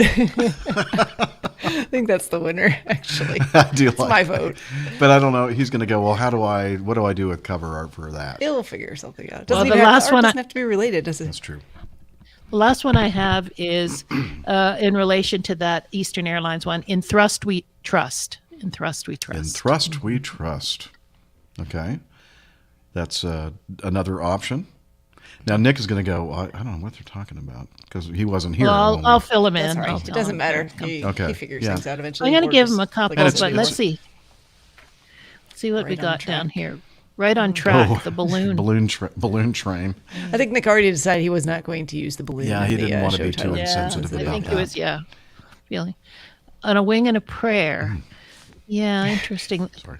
Unfortunately, Nick doesn't usually like to refer to the plain tales in the title because it's kind of, I don't know. They have their own. The plain tales have their own titles. Yeah. So it's like the. Yep. Yeah. Anyone else? Help. Anybody else? Help. Anybody? I know that the astronomers really don't like Starlink and the Starlink constellation because it's causing all kinds of reflections of other things in space. And it's making it harder and harder for astronomers to get those good shots of planets. A bunch of complainers. Be better. I guess it makes it understand, do better. But I guess it makes like the Hubble and those things that are up over top of the Starlink even more valuable, right? So like it's the ground ones. That's for sure. Not happy. Right. But I could see that. I'm not an astronomer, so I like my You don't internet. care. So yeah, I don't. I mean, it's not that I don't care. I don't care as much as these astronomers do. He cares. He just doesn't care that much. His need is outweighing his caring. Exactly. Yeah. All right. Okay, well, I'll give him a Anything couple else? of. I'll tell him what we think, and then he can do Okay, his and then own he'll thing, just and then- he'll just do Yeah, something, and we'll come up with that's a fine, and we'll title. come with the Surprisingly title. good. Whatever. I do love the surprisingly good. All right. Thanks, everybody. That's it. Thanks, everybody. Yeah. Thanks, y'all. We'll see you next joining week. And in the meantime, we hope that you have a great rest of your week and a great weekend. I agree. Bye. Bye-bye. Bye. And broadcast.